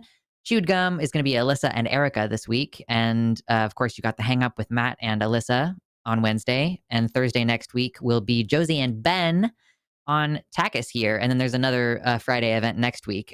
Also, be aware and be on the lookout because we have other shows that we're starting to bring on. We've already started doing our show called Calling It Now, I believe. We've had Jimmy on there. It's in the vertical format. So those users of you who are on mobile, those are really great just in that mobile format so that you can interact more effectively than the other format that we're on right now. So that's going to be like 3 times a week we're building up to. But right now we are doing it mostly on Sundays. So just keep a lookout for those. Actually, Arden is going to be hosting one right after this today. So we're going to try to wrap up right around 5 p.m. Central. And we're going to send you over. You won't even have to do anything. You don't have to click anything. When this show ends, you will be automatically sent over to Calling It Now to continue enjoying the fun. So join us, check your notification settings, and make sure you're looking out for that new content. Yeah. I mean, the line is growing so fast. We're busting out incredible. so many new things. You guys have no idea. I know. Like, we actually had a team meeting, all right? An all-hands meeting. It was crazy. It was crazy. We're all there. And that meeting went for like 3 hours because Forrest was there and you just couldn't stop talking. No, we all couldn't stop talking. It was a good time. It was a good time. I have to say, I like that there's enough trans people on this network that we can make like really what are clearly kind of inside trans jokes. We were like making fun of Jimmy and the whole accusations that he's an egg and making jokes about his denial beard. It was a lot of fun, surprisingly, for a meeting among coworkers. We need to make, and maybe we just need to make the highest tier Patreon subscription. You get to sit in to an all hands meeting and just see the chaos that ensues. $100 we're a month. all in the same space. Yeah, yes. Top platinum tier. But that's not a thing yet. So that is just an idea. But yes, $15 to do the LineCon, and you get your Zerba shirt. So, anyways, we're hustling. We're making it work. It's really good.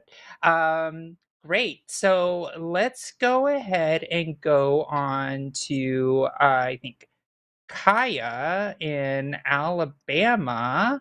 Kaya, hello. You're live on the line. How are you? What would you like to talk to us about? I'm doing great. How are y'all doing today? Doing well. Doing okay. So, I'll kind of give y'all just like a short preface. My name's Kaya. That is short for my dead name, which is Hezekiah. So you can kind of guess from that. I am trans femme, and I kind of somewhere in the envy. I told one of the people that were taking names that I'm she, they. And right when I got in, y'all had the Israel. Sorry. Yeah, no, we're good. Go ahead. Please continue. So right when I got in, y'all had the caller from Israel, and they were calling, and like it really touched on what I was going to call in about, because like I'm currently in the closet. There are 3 people that know that I am trans femme, and of those people, one of them said to me, "Hey, you know, you can be more active politically if you come out." And then I've been listening to conversations. As you can imagine, in Alabama, the conversation doesn't typically go towards promoting trans people to come out. And so, like, I grew up in Alabama as a Jew. While I was growing up as a Jew, it was really good because people would see me and they would ask questions like, "Hey, what's this Hanukkah thing?" Or, "Hey, I thought y'all were weird and didn't associate with people because we're unclean." Like, you got the opportunity to answer questions because you were there and you were visible. And then, like, there's this impetus, I think, behind some trans people to come out, whether it's safe or not, because we can educate and we can change people's minds and we can be activists. And I heard one of your earlier callers, it was like, we don't want to be screaming and yelling, but we need to be visible. But then at the same time, people like me were like, okay, yeah, I live in a free, quote unquote, country, which is questionably quoted, but I definitely don't live in a state that's supportive. So I was just calling in kind of to get y'all's opinions, any guidance y'all might have for, is it is it a crime against the community? I guess that's strong words, but is it a crime against the community for people to stay in the closet that might be able to help with activism or might be able to help with like fighting the good fight? Like all of us that kind of sit on the sidelines and we're like, nope, not going to fight that fight right now. Yeah. It's hard right now. You know, no one should ever be shaming or socially pressuring a trans person to come out if they're not comfortable coming out. It is solely your choice. And you should never feel about coming out for anything outside of yourself. Like there is no reason to say, okay, I'm coming out because X, Y, and Z, if those X, Y, and Z is not because I'm gonna feel better. And that is what I will say. I have a friend that I was actually speaking to yesterday. They have detransitioned.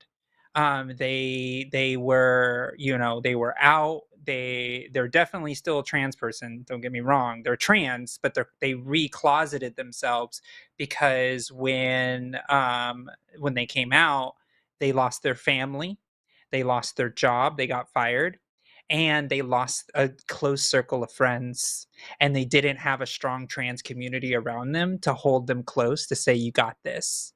And they went through incredible amounts of trauma, and they almost hurt themselves, and so they chose what they needed to do in their moment to detransition so they could be back in their circles, and they are trying to find a economically stable position for them to go back and transition in a way that they feel safe in doing. And they're dealing with a lot of trauma right now, still, especially about being afraid of ever coming out again because they just got employed and now they're afraid if they come out again they're going to lose their job.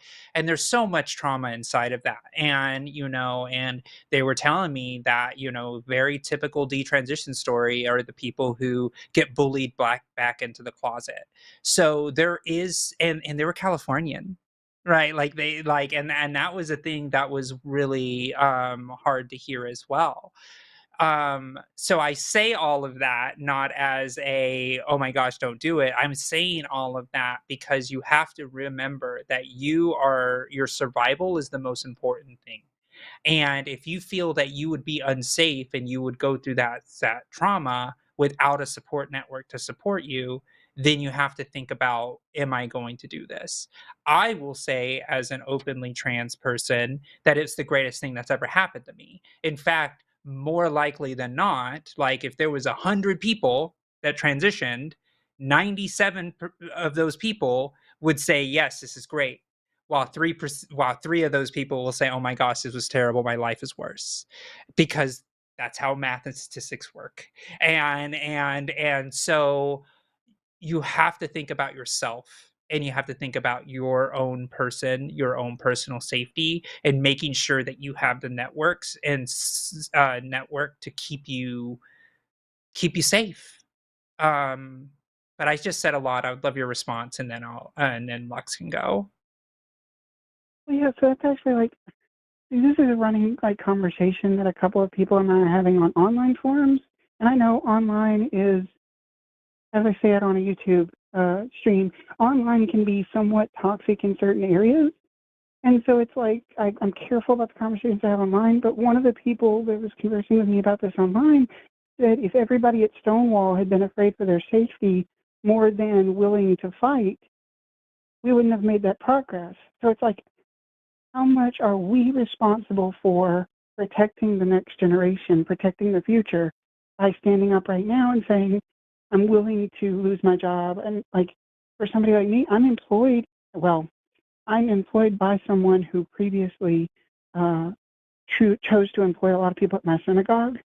And so, like, he likes to support people inside the community. If he finds out my views, he will actively like disassociate from me, which means I will lose my job. And there's no question in that. It's not a potential. So it's like, how much are we willing to sacrifice, and what responsibility do we have to be willing to say, hey, I can see they're putting people in camps. Like, I'm not going to go without at least speaking up. Yeah. I mean, it's a highly personal decision. So I think that because it's such a highly personal decision, it's tricky to think of it in those terms of does my life to some extent not even belong to me? Like, does my life to some extent belong to the community? And like, kind of, yeah, from like a certain perspective, like we all are members of communities, whether that's the queer community or whether it's just like where we live locally. And like, I do hold to that belief that we are responsible to one another. I don't like this whole like, whatever, I don't owe you anything kind of culture. But like, our physical safety is on the line. And so that is a decision that you have to make. And it's a calculation that you have to do. And maybe what you want to do is save up money and move north.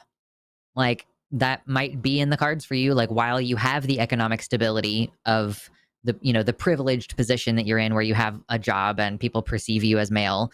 Then yeah, like totally maybe exploit that while you can and save up and get the hell out of Dodge. If it's not possible for you to come out in the place where you live without it being a dramatic social ill, which it seems like it would be a pretty big social and material ill in your life. I can't advocate that someone in that position should come out right now. I think it's irresponsible for that person's safety. And what is a community? It's comprised of a bunch of people who need to fucking care about each other. And so, yeah, I am never going to say you have to come out. Your life doesn't belong to you. Your safety is not relevant because you should live for the sake of the community in that way. Like, that, I think, is an unreasonable expectation to hold ourselves to when we are very much in a situation where camps could happen, or even without the officially sanctioned violence against us, there is interpersonal violence against us. Like, it happens in sanctuary states. Minnesota is like a safe state for trans people, and I've known of at least 2 different murders of a trans person in the past year. And so you can't guarantee safety even in those blue places, but it's about you and whether your life is going to be better and whether you want to pursue that in a new place. If you're willing to pursue it regardless of the risks where you currently live, like, it's just up to you to decide what is worth, like, the benefit versus the risk outcome, Yeah, and I also want to reframe what that person says. It's also an apt analogy to use. I'm just going to call out that person saying, "What if the people at Stonewall didn't stand up?" That's BS, because the people at Stonewall were already standing up when they were getting, it was a situation where there was already a queer community. There was already a group of people who were going to queer bars. They were already open. They were already out, and they decided to rally together and do it on the streets in front of Stonewall and created the riot. It wasn't like people knocking on doors saying, "Hey, you gay person, you've been closeted. Come out here and march." Like, that's not how it worked. And like there is like the famous Harvey Milk thing that happened where Harvey Milk came out. He was the first one that openly come out as a politician and say, "Hey, I'm a gay person." And then he encouraged other closeted gay people to come out all at once so they would have solidarity. There's never been, at least in my experience at our queer culture, where we have tried to pressure other humans to come out at a point when they're not comfortable coming out. And it's your story to tell. It is you who decides this. I knew so many trans women before I came out, and almost every single one of them were like, "Oh yeah, we were just waiting for you to come out. We knew it was going to happen eventually." And not one of them told me, "Girl, you're an egg, come out." Like, they it's like, yeah, we all knew you when you were at brunch with us. We kind of got it, right? And I was like, "Damn, all right." But they didn't. But they waited for me to come to that conclusion. Nobody's going to force you to do that, and anybody that's trying to do that is speaking from a privileged position and have zero idea what you are going through right now. And I want to always say, we don't need martyrs. We don't need people that are going to throw themselves on the fire for the sake of throwing themselves on the fire. We need us to survive. Survival as a community is more important now than it's ever been. We do not need to be sacrificing our own for the sake of sacrifice. That has never been a good way of going about our movement. And Nope. because that is what we fight for. We fight for us to live, for us to thrive, for us to create a world where others can then come out as well. That's why, me and Lux and people on the host on the show that are trans, and all of us, we all are privileged to be able to be supported as trans people, and it's our duty to try to make it easier for people like yourself to come out when it's time for you to come out. I fight for better laws in the country so that way you are protected when you make that decision.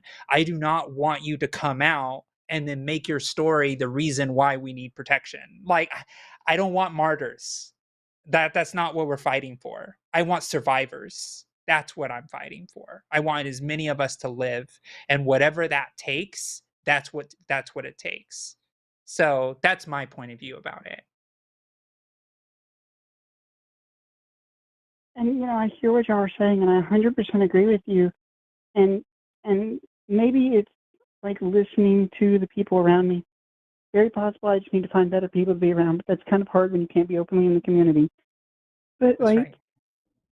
one of the conversations that I've had is somebody said, they were advocating for the 50-51 marches, and they said, Martin Luther King started a march, and it changed the world, and he had to be that guy, the pastor from a Black community that stood up and said, I know that I'm in a point of privilege, and so I'm going to use that privilege to organize this.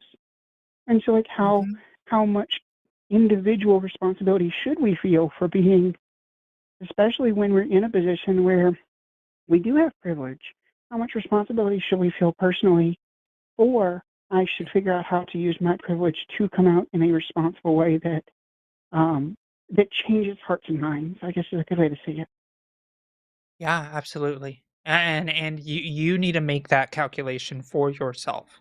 And that's what the most important thing is. You need to and again, I feel the heart. I feel your heart, Kaya. I feel it. It's like I can hear your soul screaming out to be like, I want to help the people around me really bad. And if I have to come out to help another person come out around me, then that's the thing I want to do. And if that's what you want to do, then do it. Right. If that's what screams at you and you're just like, I'm ready to do this, I'm ready to take whatever licks I can do to do it, then that's your choice to make.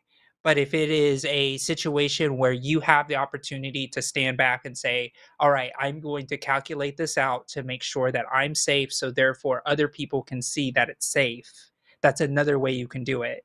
Because at least for my story, when I came out, I had dozens of people call me and say, oh my God, thank you, Josie. Now I feel more comfortable with myself and blah, blah, blah, blah, blah. But I didn't do it for that. I did it for the selfish reason that I'm Josie.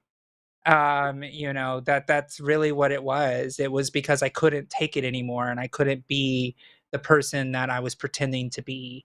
And that's my story, right? Yes, do I have the ability to be on a platform and be inspirational to others and everything like that? Yes. But that is just a byproduct of me living my truth. That's how that works for me. Like, I came out because I needed to come out because it saved my life. And that's my story. It just happened to be that I use that power to help others.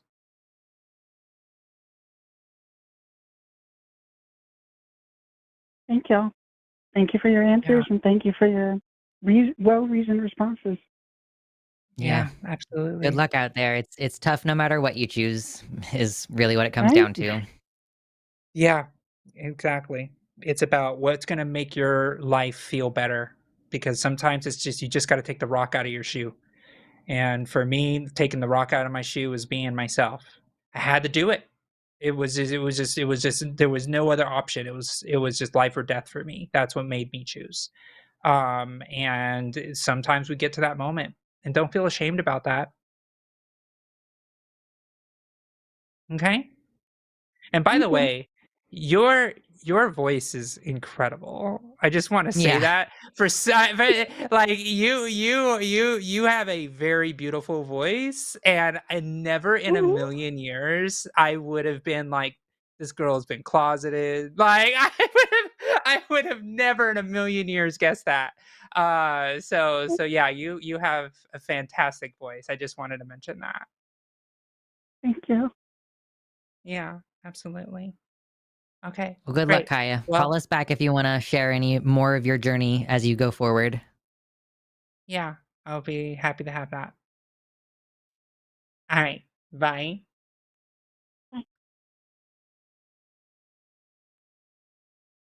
All All right. Should we right. explain super chats to people? There's somebody in here who doesn't know about the game that we play. Oh gosh, yes. Punish us. Yeah. So we play this game with our super chats. First of all, any super chat over $5 or $5 or more, excuse me, we will read them out. And with that, you can use that super chat to vote on the winner for today. So either hashtag Team Josie or hashtag Team Lux. And basically, it's a point system. Whoever gets the most votes wins. Whoever gets the least votes has a punishment. And what we do is that punishment is like the loser has to defend a silly position. So sometimes it's like all of Congress should be required to wear fishnets from now on, or like other silly stuff like that. It's just for fun. It's just for goofs. So we did just put the poll up in chat of like which punishment should we do today, and I think that country music is gay is winning. I don't I think I think can see the so. poll anymore, but I'm pretty sure that that's what was winning. So today, the Yeah. loser of the super chat votes is going to have to defend the position that country music gay as hell, which I don't think is going to be a hard bargain. It's really not hard. No, yeah. But if you can't super chat, you can still hit the like button on the stream. That is quick, it's easy, it's free, and it does help the show. So consider contributing. Yes, please do that. All right, we have 2 more calls. And let's go ahead and take the person who's been waiting the longest. We'll take our friend of the show, Pip, they, them, from the UK. Welcome to the line. You're live. Hello, hello. Greetings to Hello. Josie, mistress of trans rights are based, actually, and of course, Lux gender avoid. I True. shall get right into my topic today, and that is to do with trans representation. And I'm very keenly aware right now that in a lot of media, particularly animation, we are kind of begging for scraps as far as trans representation is going, because a lot of animation parent companies are wanting to censor it to appease what they see as the political norm with bigots like Trump. And though I want to bring up one particular example from a very recently released adult animated film called Fixed. I don't know if you've heard of it or not, but Hey, what is it? Fist? it is by, F it's called Fixed. Bits. Like, can you Yeah, spell that? by Fixed. Okay, fixed. Got it. Okay, 2025. go Okay, ahead. yes, I see it. Yeah, as in dogs, because it's by Gendy Tartakovsky, and it is about a dog's like last night on the town before getting neutered. And I bring this up because one of the key secondary characters is an intersex Doberman called Frankie, and they are voiced by an intersex person called River Gallo, who is, strong on intersex rights. And I know that there is, intersection, if you'll pardon the pun, between intersex and trans people. And the point I'm getting here is that Frankie is a very sexualized character. This is a very raunchy film. And so when you have this intersex character as literally running like essentially a whorehouse for dogs, that's the kind of movie it is. Cool. Wow, okay. It's like brings Sausage up Party. a lot of questions. Yeah, it brings up a lot of questions about, is this good representation? Especially because I've seen people on Reddit compare this character to Rocky Horror from Rocky Horror Picture Show, and I'm pretty sure you know how mixed that particular character has in terms of being reclaimed by the trans community. And I suppose I can sum this up is, how spicy can we allow trans representation to get? Because we don't necessarily need them to be perfectly chaste, but at the same time, when we are so often reduced to whatever our genitals may be, it does perhaps put a bad taste in some mouths that, whenever we get represented on screen, it's to a very sexual character. I am going to recommend the content of Verily Bitchy, who they I think are trans, but they primarily talk about bisexuality in their videos. Like it seems like the main thing that they talk about.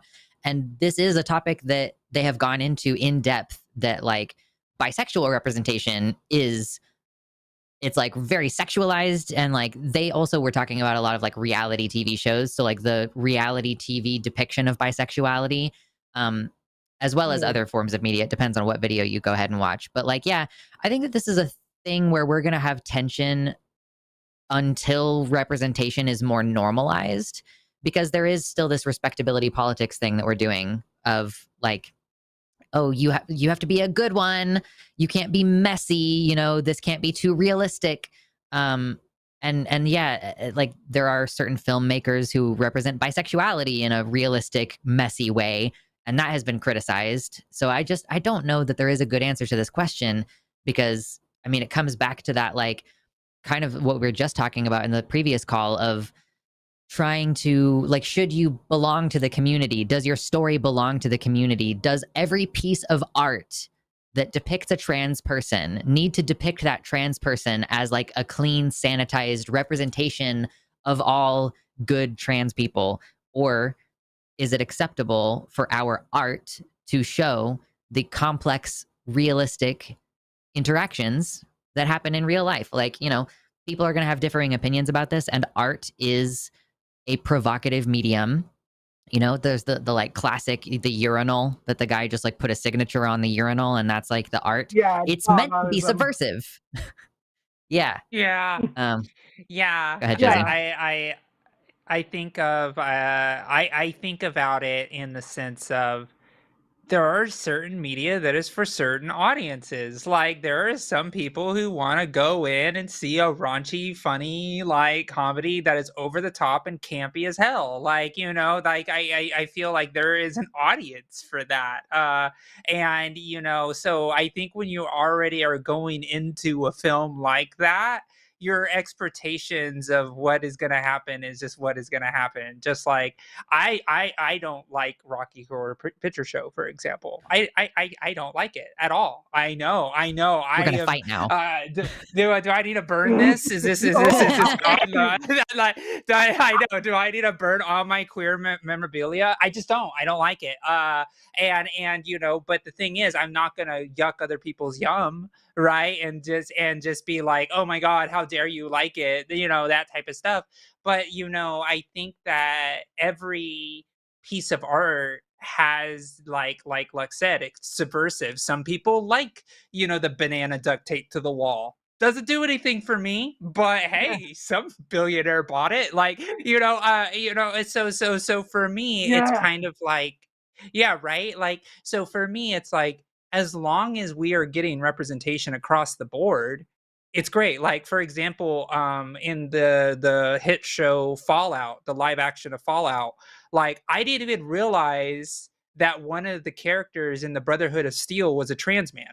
I had no idea. I had no clue. And people are like, "Oh yeah, that's the trans character." I was like, and I'm like, "Wow, I did not clock that at all. I didn't clock that person was a trans man." And for me, I love that representation too, because like trans people need to just take roles that would essentially be a cis person role, and I think there's a lot of power inside of that as well. So for me, I'm like, all in any media, put us in it. I don't care. Like let us be. And there's always going to be the pearl clutcher that is going to be like, oh my gosh, it's like, why are you watching Eyed Wide Shut? If you knew like it was going to be that way, why are you watching that show? Or like, oh, why are you taking, you know, why are you thinking that Sausage Party is a kid show? It's not. Like, you know, it's like, you know, so like it's just people that will just grasp at anything and try to point and say this is the wrong culture. It happens with everything from rap music to like Bordeaux to like anything, like drag shows even. Like people will try to make these things the emblems of our community. But for me, art is art, let it be. And anybody who's trying to throw cold water on art are just culturally just inept and just want to eat mayonnaise all day, like Stephen Miller, which is proven, by the way. I don't know if you know that Stephen Miller only eats a mayonnaise as a condiment. That was said by his wife. Only mayonnaise. Only mayonnaise. I just like the idea of making mayonnaise your only a condiment in your life proves it explains so much. But anyways,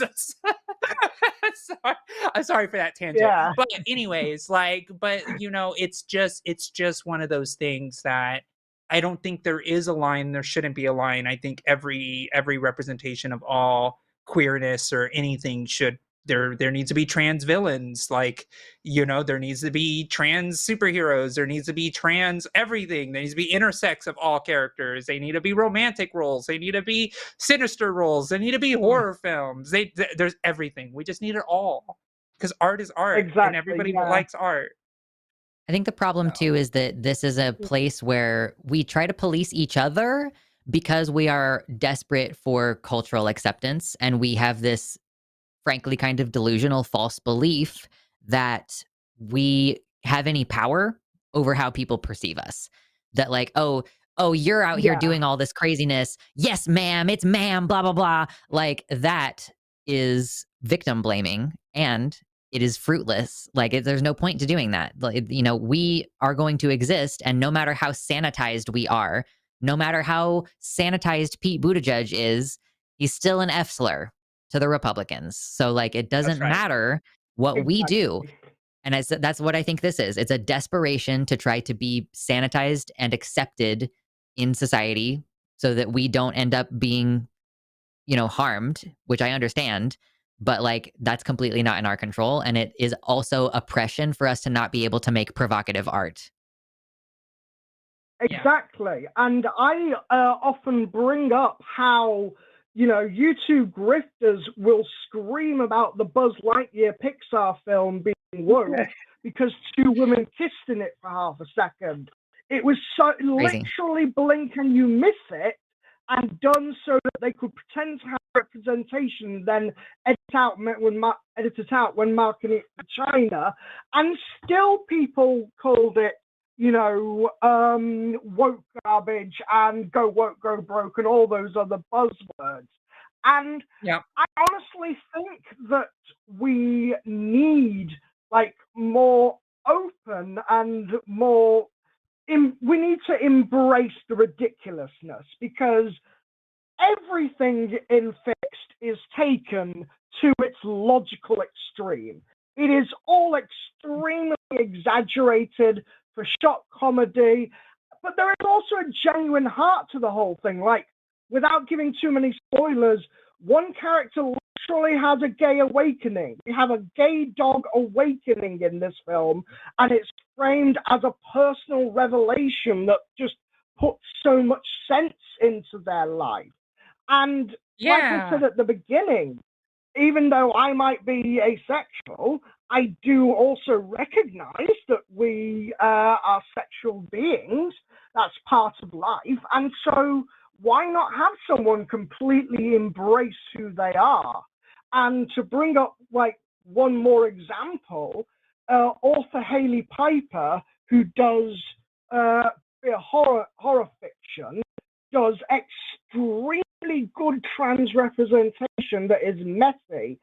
And in particular, the novel All the Hearts You Eat gives us sympathetic villains and sympathetic monsters that are created largely because of transphobia. And so it is framing the trans wrath. It is literally Queer Wrath Month every time you read a Haley Piper novel, because they are doing this out of a backlash against institutionalized and common transphobia.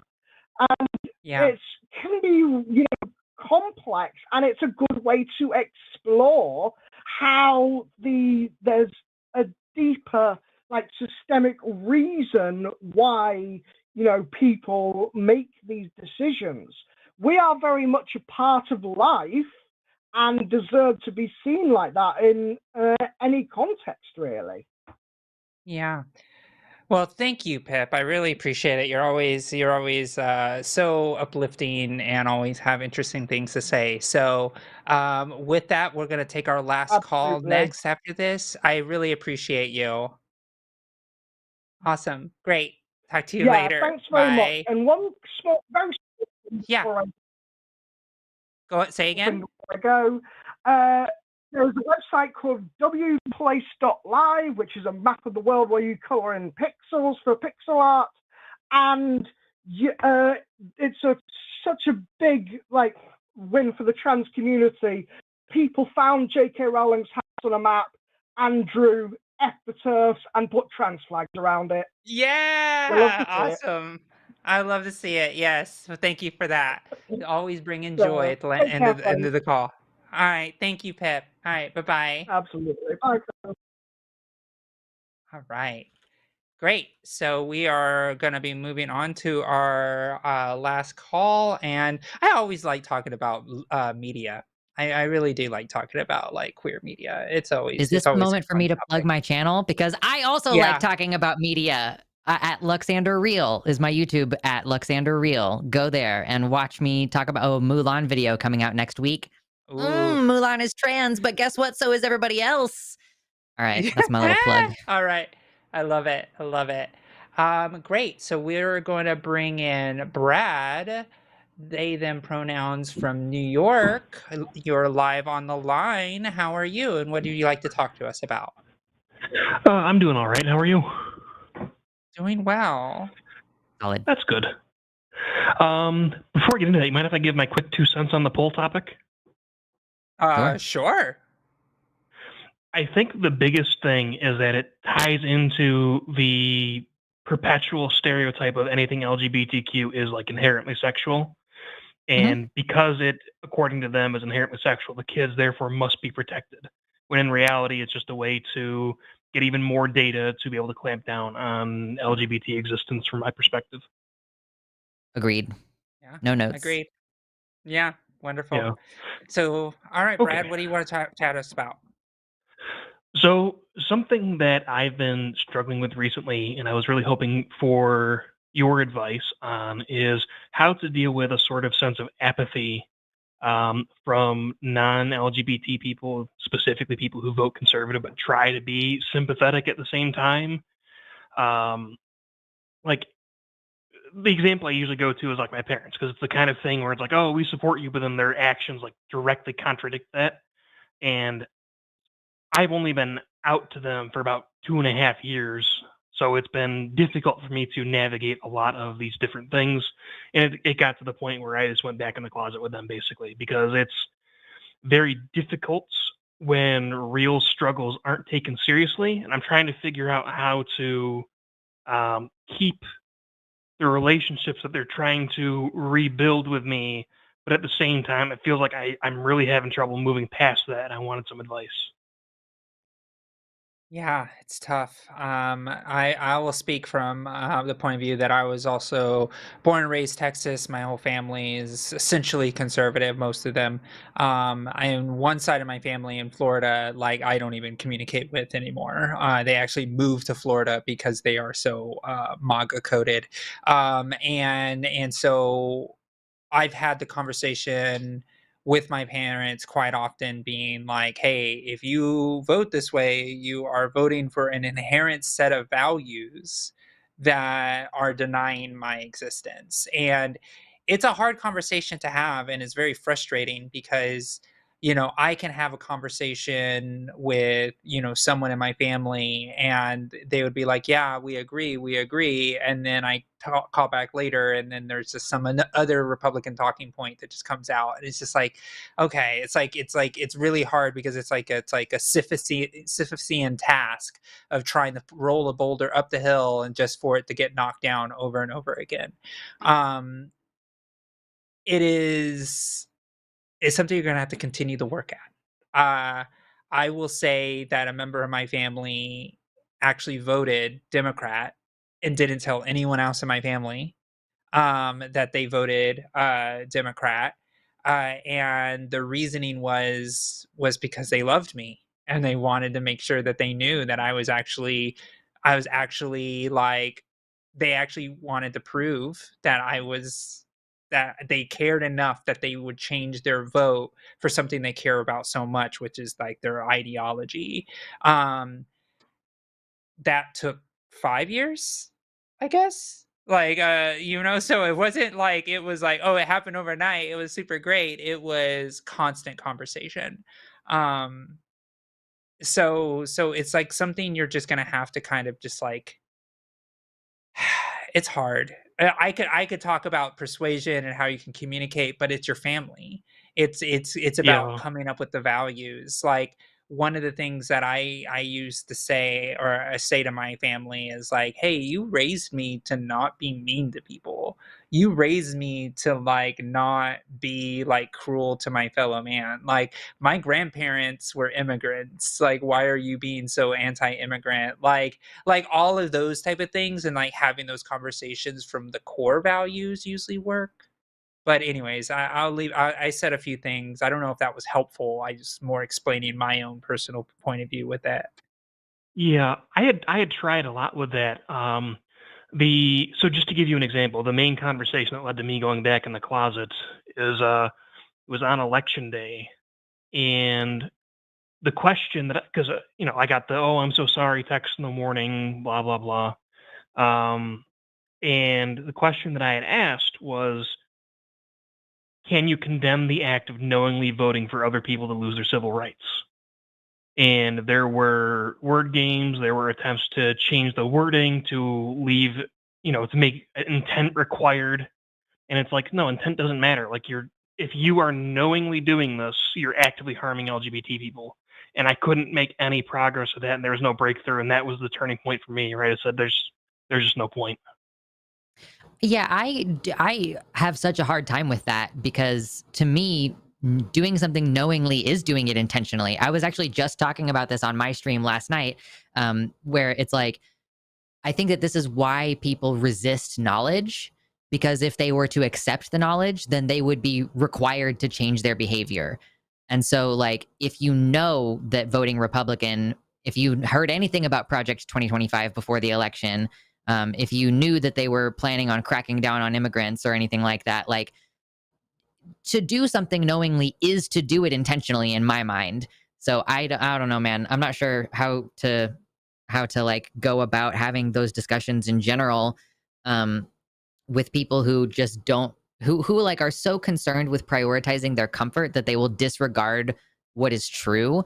There is a fundamental difference with those people that I am increasingly like, I don't know how to connect to the point where I'm like, you know what, it's cool, I'm gonna go do something over here and y'all can be over there, because I fundamentally, like, we disagree on something so integral to how to proceed with anything that we do. Like, I don't know how to connect with folks who don't understand that doing something knowingly is doing it intentionally. Like, I avoid foods that I know contain microplastics because we know that microplastics are probably going to hurt us in some unspecified way. Or like, I avoid things that have cottonseed oil in them because of its association with cardiovascular disease. Like, I am knowingly giving myself a higher risk of cardiovascular disease if I eat that. Yeah, so I don't know how to help you. I'm sorry. It's all right. It was worth a shot, because I just figured if people would know and people who talk about this every day would most likely have different perspectives than I did. Yeah, so it takes time is another thing I'll say. If they do change their minds ever, it takes time. So I am going to take a crack at this, because as the political expert on the line, I'm going to take a shot. So what I have experienced in a lot of conversations with folks who kind of have this apathetic, kind of whimsical way of looking at, like, well, I don't believe this, but it's important because I want to vote like this conservative way because that's how I've always voted. I would start in the investigation to see if they actually think voting matters, or if they're doing it because it's the thing that they do, or they actually feel that there is no actual political consequences to their vote. I've had many conversations with a lot of folks who have that point of view of like, well, I'm not actually hating on you by voting this. I just want lower taxes, or, I don't actually, because they actually have this point of view. And I've had this with my parents.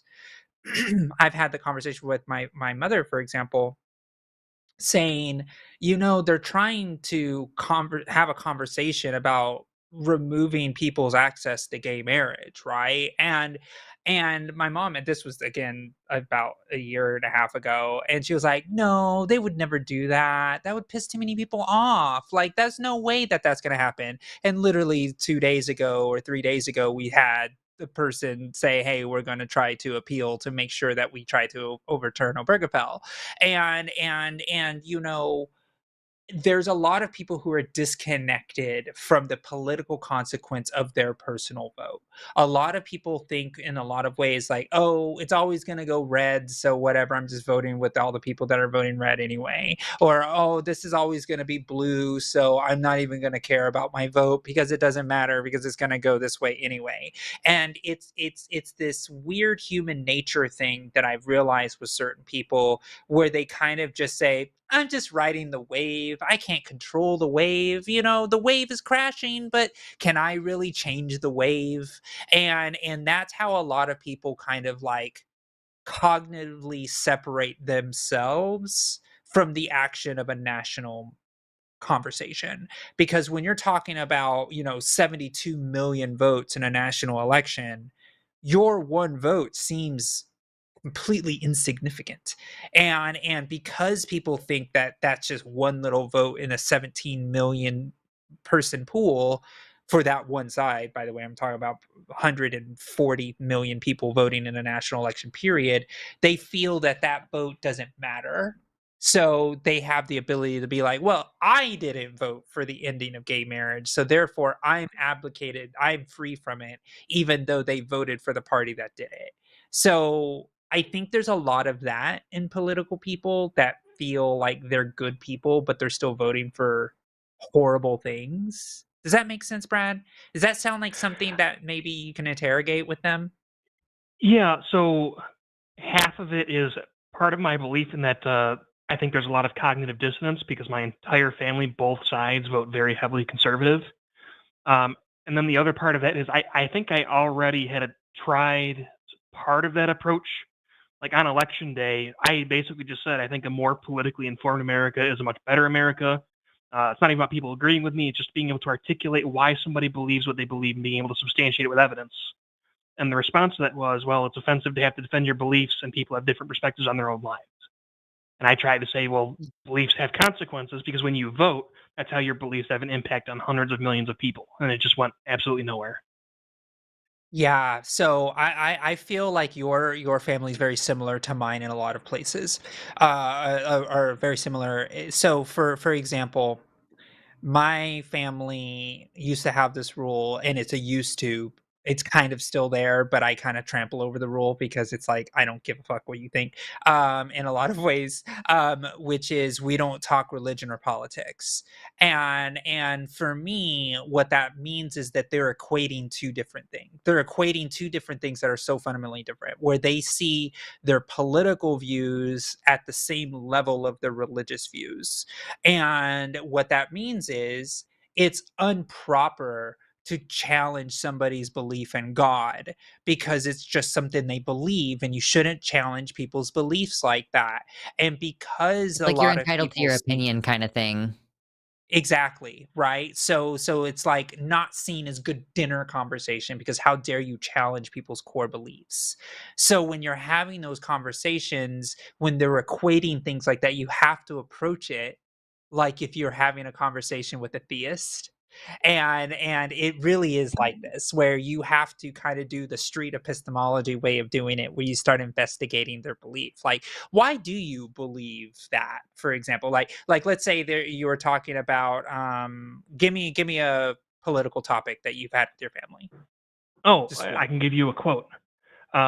Okay. Kids are being pressured into having fluid sexuality. Okay, great. So you could say, why do you believe that? Right? Yeah, And yeah. then okay, and then they give you an answer, right? And then it's like, "Oh, well, what was their answer?" Well, so what I had said was, how do you know that's happening? Okay, and what And did they say? the response from my mom was, well, I know two people that that's happened to. And my response to that was, who? And there was no Okay, answer. So there we was no answer. had, like, I was basically like, I'll just say it. I was basically crying when I was about to leave because, like, there's no, I don't know how to put this, but like, there was no way for me to make any progress because at the end of the day, it always just comes back to, well, these are my beliefs and I'm entitled to them. I'm allowed to have them. Yeah, it's a faith claim, right? Yeah. It's essentially that's essentially what it is.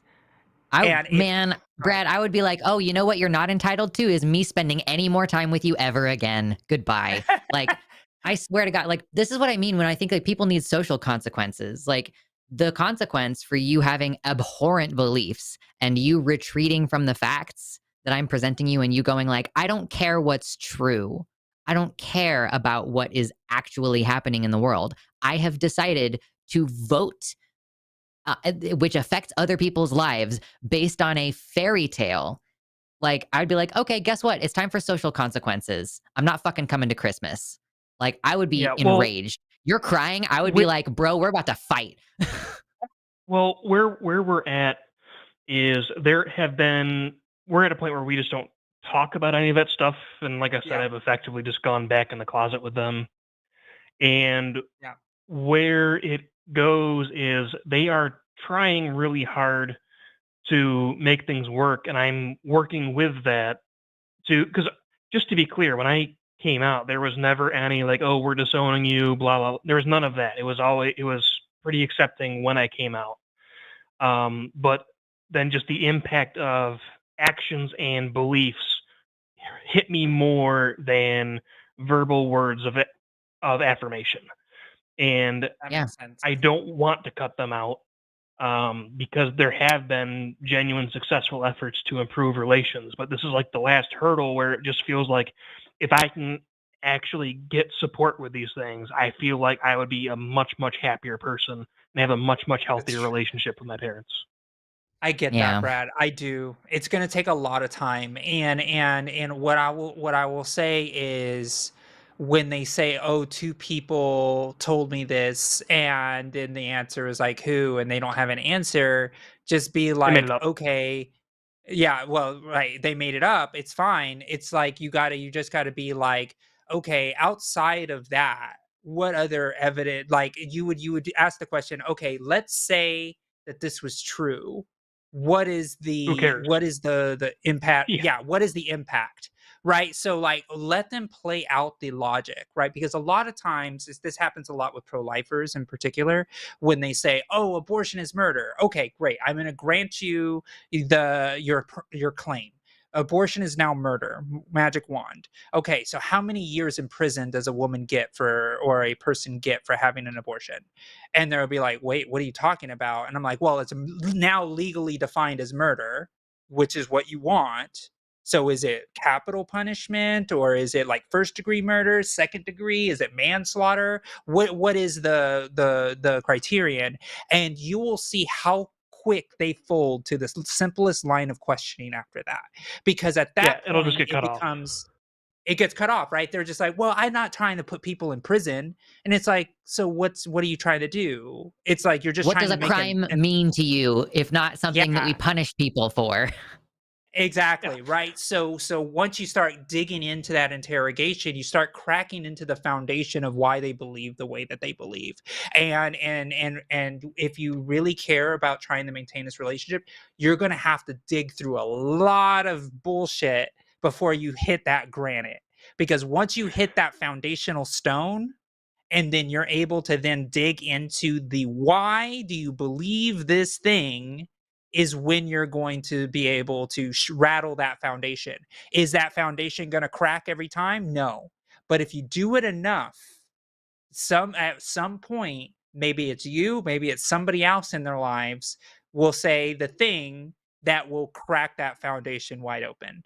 I know I've had many conversations. I know that, on this show, on the line, not on the line in general, there's been a lot of people who had really strong faith-based claims completely break and say, "You know what, you're right, I don't have a reason to believe this." But we know that we didn't make them think that right away. It's a constant conversation with other people in their network challenging that foundational belief that eventually cracks it, and then eventually then you can start getting to reason. And that is a long process. You better get the backhoe out. You better start getting the shovel and start digging deep, and you got to fight hard, and it's going to be grueling, and it's a hot day, and it's never going to stop, and you're going to feel like it's forever. But if you really have patience, you will get there. And if you don't, at least you can sleep well at night knowing that you at least tried. And it just depends on how bad you want it. Lux is like, "Fuck the shovel, I'm leaving, I'm going to the ice cream shop." But like some people will say, "You know what? I'm going to grab this pickaxe, I'm going to grab this shovel, and I'm going to start digging." And some people will dig their entire lives hoping to reach that bedrock, and they never get there. And then sometimes people reach that bedrock faster than others, but nobody's obligated to do it. It's just it's your choice if you choose to do it or not. That makes a lot of sense to me. I think Mhm. like I've thought about this a lot, and from my perspective, it's like a 99.999% chance that it's just like a combination of unwillingness to give up personal comfort and having to cope with the idea that uh, because our entire family votes this way, that means the entire family is also voting for that harm. But for me, I can, for my dad's side of the family, I just cut them out. But for my mom's side of the family, it's like, okay, I acknowledge that they're voting for things that are harmful, and I still want them to be my family. Yeah. So it's like Yeah. I don't think for my mom specifically, she can come to terms with the well, I'm going to keep trying, but she can come to terms with the idea that acknowledging that voting Republican directly harms people like me means that the entire family, except for my aunt and uncle who are liberals, which is a different thing, but Yeah. means that you're also basically condemning the way that they vote and acknowledging that they propagate harm as well. Yeah, and you know, I hate to say it, but some people look at a vote at the same level of how effective a prayer is. Like everybody knows that a prayer is probably not going to do anything, and a lot of people think a vote the same way. It's like they're just like, it's just a vote. Who cares? It's just like I'm throwing it into the ether. It's like whatever. It's like and you know, it's hard to get people to realize that that vote has hard consequences because I'm gonna be honest with you, Brad. Like this is how it's gonna look, right?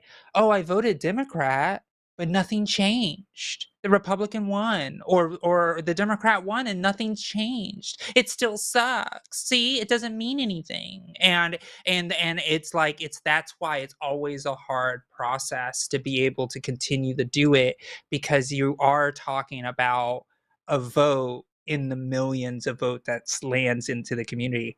We have issues with people who don't want to vote at all. There's like voting doesn't even matter. Fuck it. Right. And it's just like because it's one of a million or thousands of votes or maybe hundreds of votes when you're local. But outside of that, like most people are just like, it doesn't matter. And it's because there's no intrinsic value. It's not like giving a dollar bill to something and getting something in return where it's like a direct transaction. Voting is voting for an idea and it's a collectivism, and a lot of people, a lot of humans don't have collectivism in their mind. They've never seen collectivism work outside of like the roads and the hospitals and everything like that, but that's just kind of like nature. It's like a river that flows downstream. They don't understand that the river, this isn't a river like a natural phenomenon. Somebody voted for that fire station to be there, right? Community voted for that library to have open hours during the day. Like it's hard to have that level of collectivism, right? It's like I don't know, it's the tragedy of the commons in a lot of ways, where it's like the person upstream shits in the river because they don't care, right? It's like I'm shitting in the river, it doesn't affect me, but all the people downstream are dealing with it, but they're like, it doesn't affect me, it doesn't matter, right? So everybody starts doing it, and then people down the river go even deeper, and then all of a sudden you have a river full of shit, you have a lake full of shit, and people are like, what the fuck happened to the lake? And it's like, because everybody fucking shat in the river, and people are like, but it did affect me. But you know, and it's a tragedy of the commons. It's like that is where we are right now, is people just don't understand the value of a vote, and so people are just willing to throw it away because of like, I don't know, I believe it, so I threw it away. But yeah, now you're getting into me ranting about the anger I have about how people view politics, because everything's political, including shitting in the river, especially. Yeah. I'm sorry, Brad. I hope that was helpful. It was. It gave me a new perspective to consider, and I'm gonna try bringing out the pickaxe again. Yeah.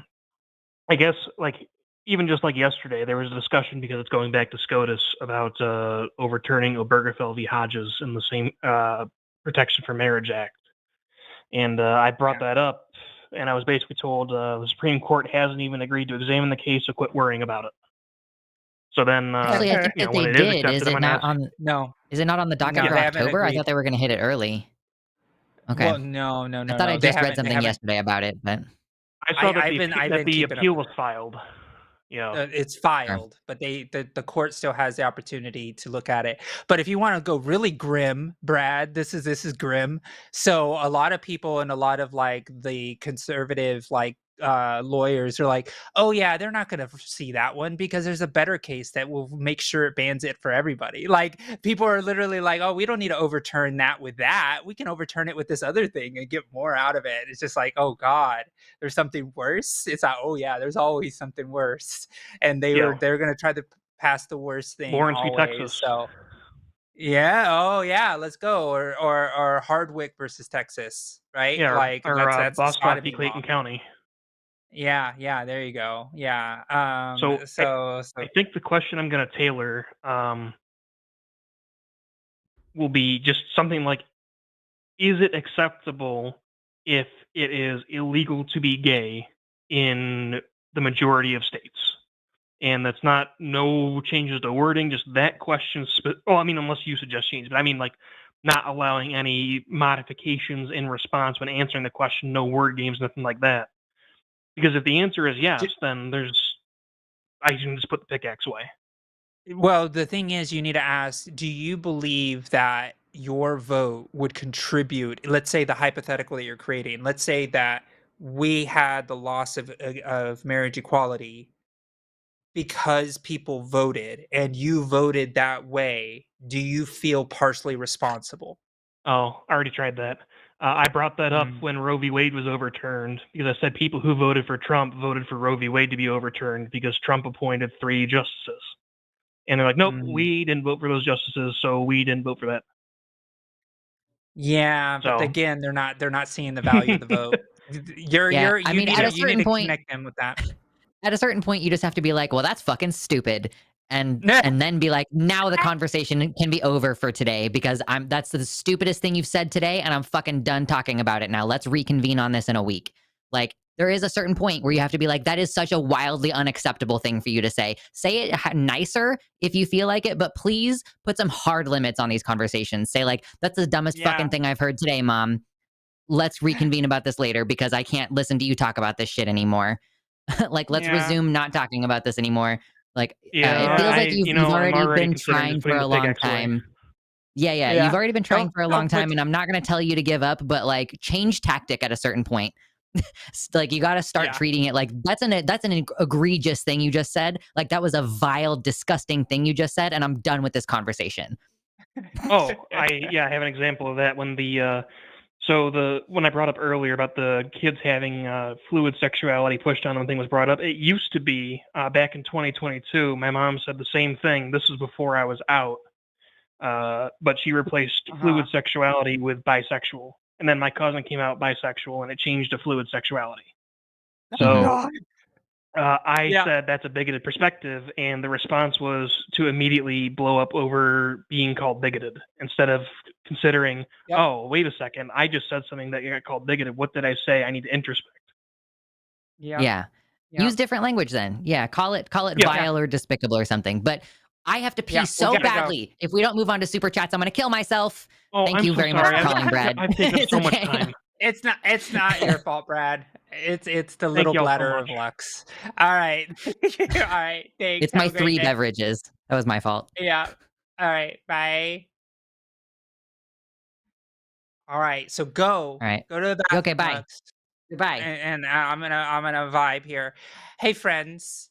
I'm gonna take this time to plug myself. Make sure you go to Josie for Maryland so you can donate to my campaign, so that way I can grab that pickaxe and start going after the foundational thoughts of the conservative movement in the country. All right, that's what we need to do. Let's make a trans Latina veteran Trump's next door neighbor, because my district, my county is right next door to DC. I literally can walk across the street. I want to be his biggest nightmare. Wouldn't that be so great? So make sure you donate.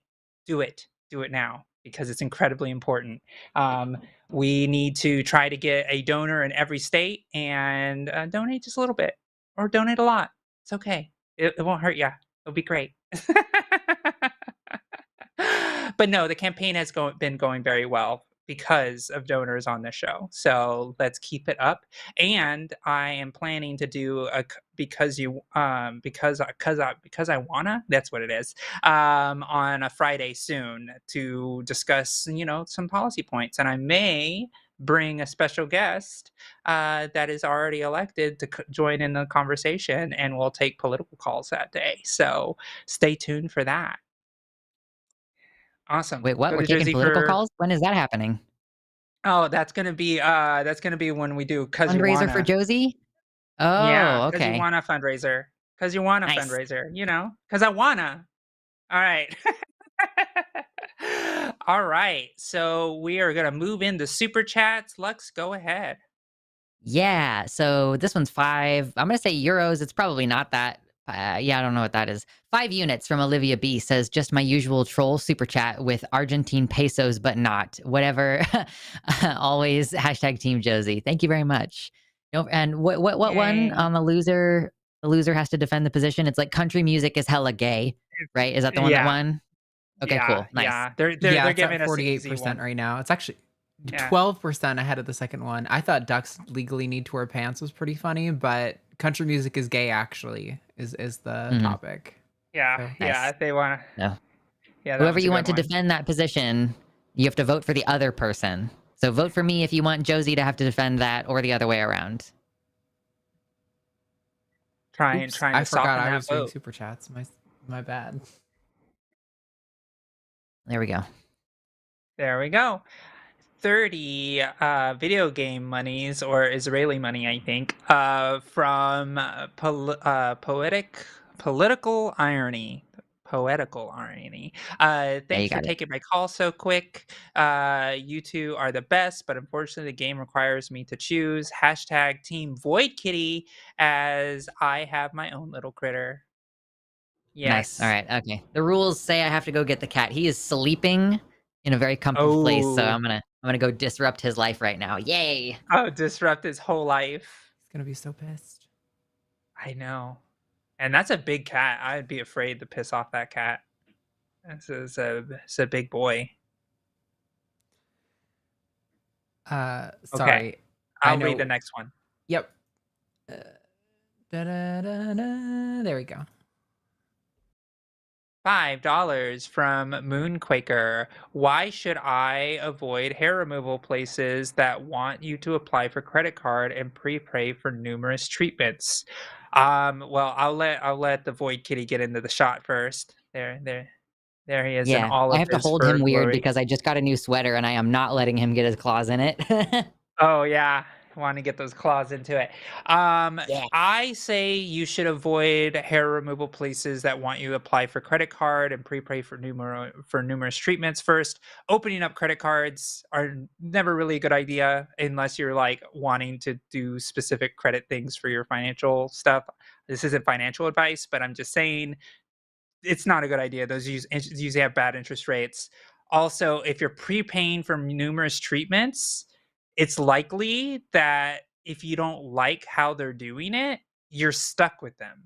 So that's another issue with the hair removal stuff, is it is a long process, and you want to make sure that the person that you're going to is good and the lasers are good. Sometimes they do really weak lasers, and then all of a sudden you're like, these lasers aren't doing shit for my face, and then you're just like, crap, and now you're stuck with $2,500 in prepaid treatments that you are now paying interest rates on a credit card.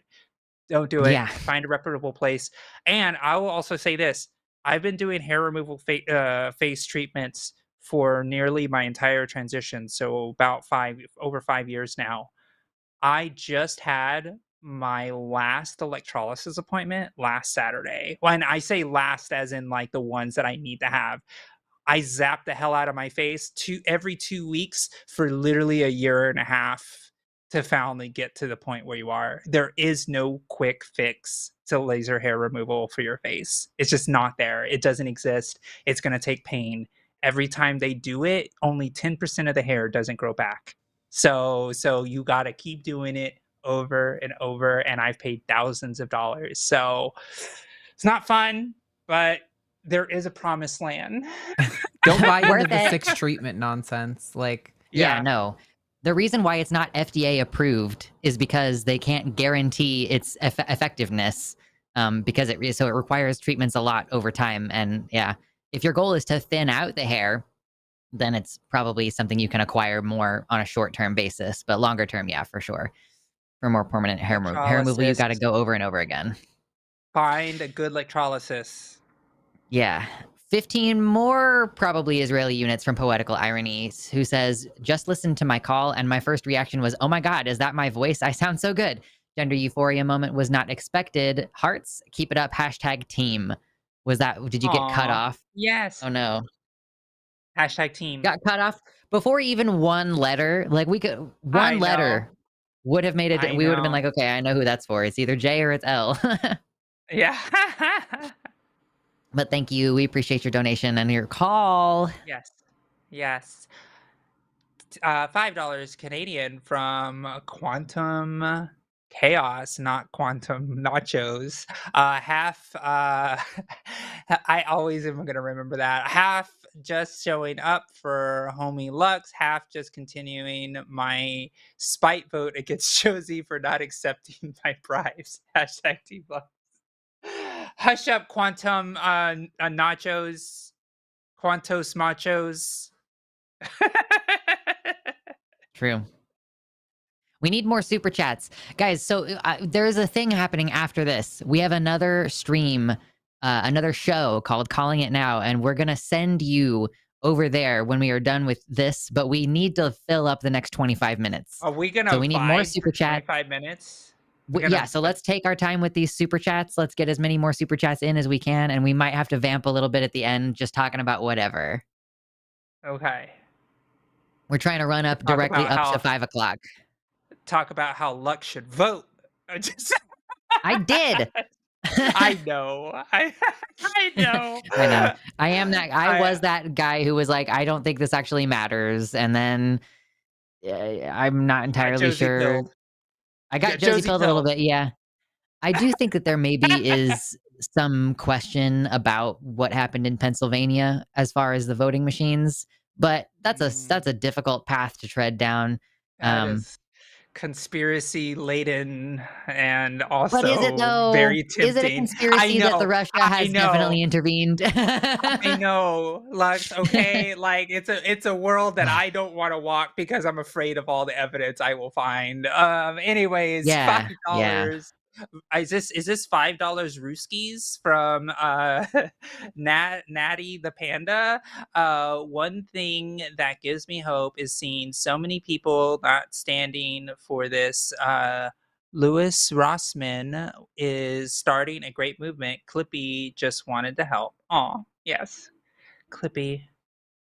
Good old Clippy. Yeah, remember Clippy? When he was Navi Clippy before Navi was Navi. I know, and Clippy wasn't corrupted by the AI tech bros. Like, That's Clippy true. just wanted to He was help. pure. Yeah, he just wanted to help badly. He was a little but at least terrorist, he tried. Though. 10 Canadian from Ayla Ursus. Thank you. Says hashtag Team Josie for being an honest politician and not accepting bribes. Yes. Yes, thank you. I appreciate that. It means a lot to me. So special. Not accepting bribes in her actual election, but in this show, she's accepting bribes literally every time. It's constant. It's you just can't stop her from stuffing the ballots. It's terrible. Is that bitterness I hear from the voice of God? That's right. I defeated God, and I'll do it again. I sound very calm and peaceful, actually.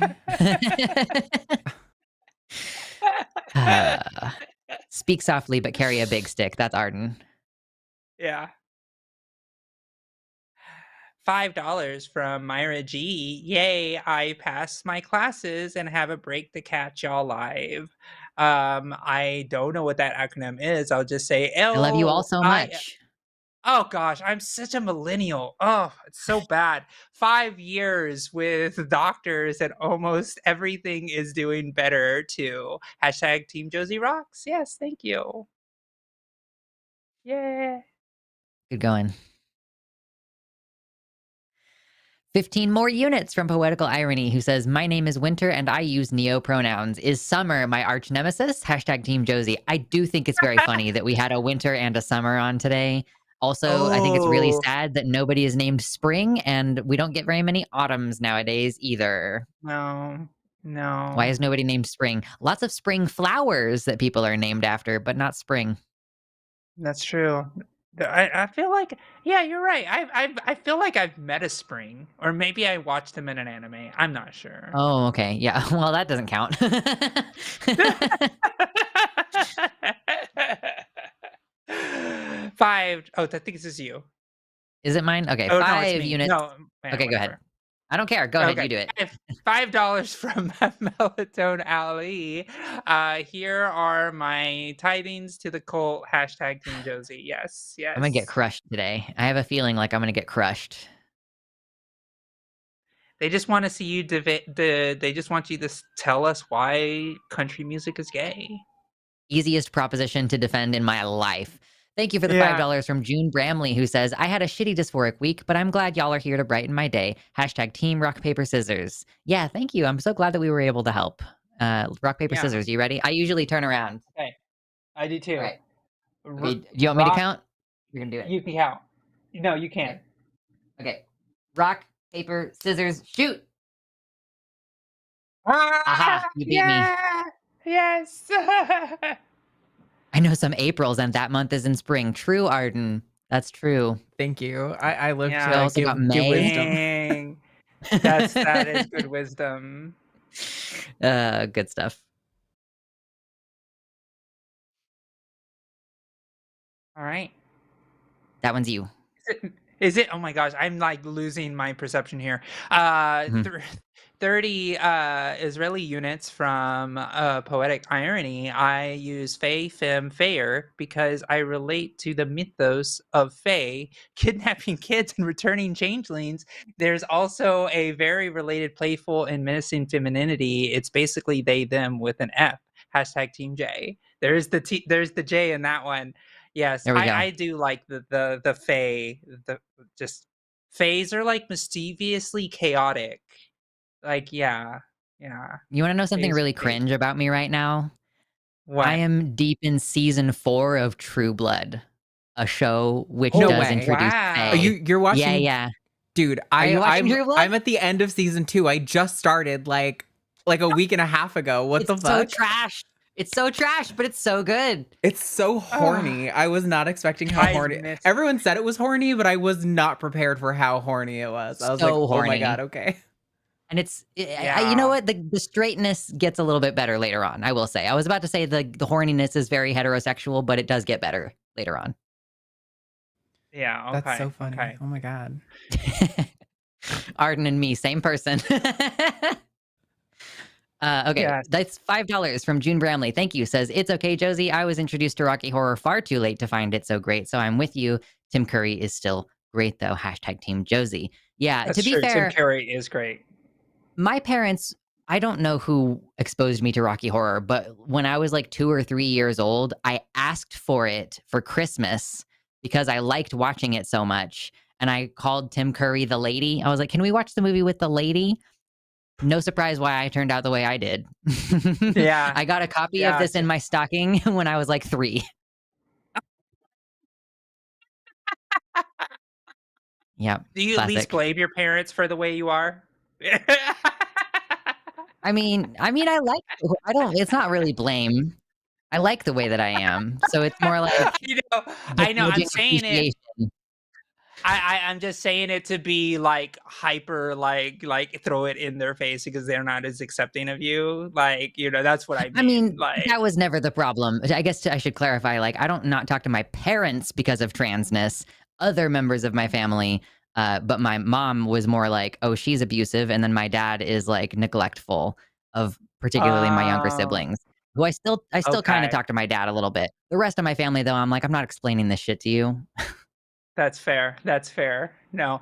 Yeah. $5 from Moonquaker. I forgot to vote my last super chat. Hashtag Team Josie because I was born and raised in Maryland, even though the gentrification made me feel hopeless there. Trying to fix it. I am. Housing's my thing. It's my jam. Nice. $5 from Dysgraphic Programmer. Thank you. Who says, my tack has always been that if you don't want to talk politics or religion, don't bring it up. I won't let a harmful falsehood pass unchallenged. Oh my God, true. I like had an older member of our family who was like, don't talk about politics. My mother-in-law's like, don't talk about politics with granddad. And then he's like, hey, anybody heard of Ayn Rand? And he gets drunk at dinner, and it's like, and then you get into an argument with him, and you're like, no. Let me actually show you the .gov website that says you have to be in this country first before you can apply for asylum. And he's like, no, I'm leaving. I'm walking upstairs. Like, yeah. Why didn't you not bring it up? Not my fault. Yeah. And now you're running away. Anyway. It's like I didn't start the fight, but I'm gonna damn well finish it every time. That's why my family knows. They they bring up politics around me. Well, I'm sorry that I threw a haymaker and knocked you the fuck out on the first hit. Yeah. Like, it's not my fault. It's not my fault. Yeah, that's funny.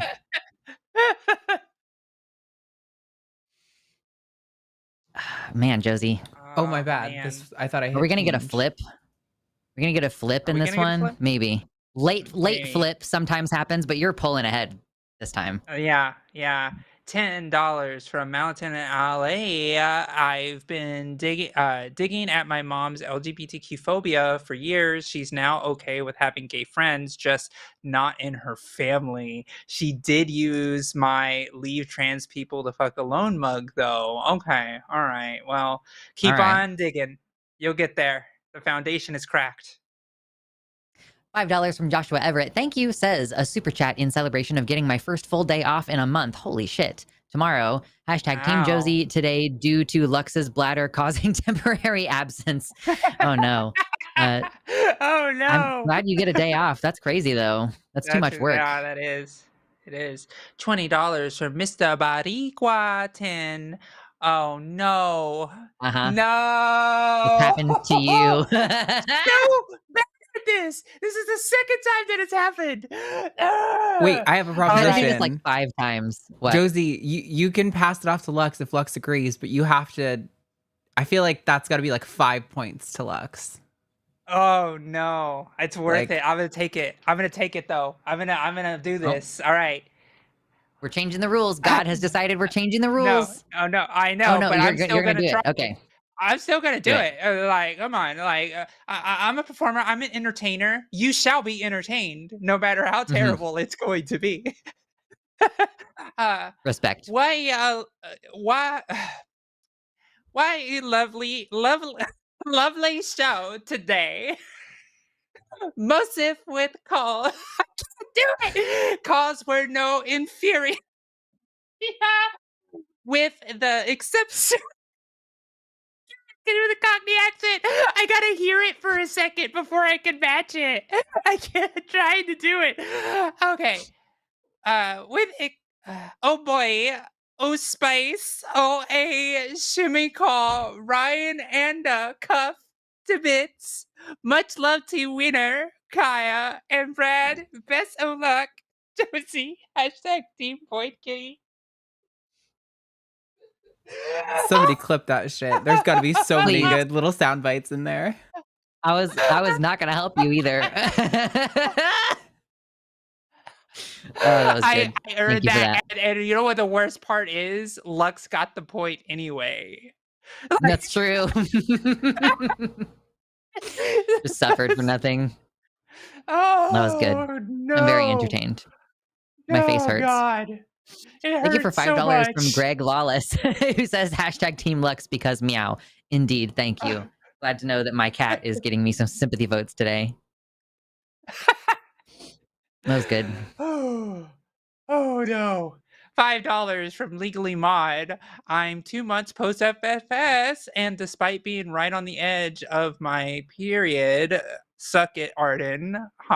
I can't find anything wrong with my face. Hashtag theme 34. That's because I transitioned at 34, so that's a me.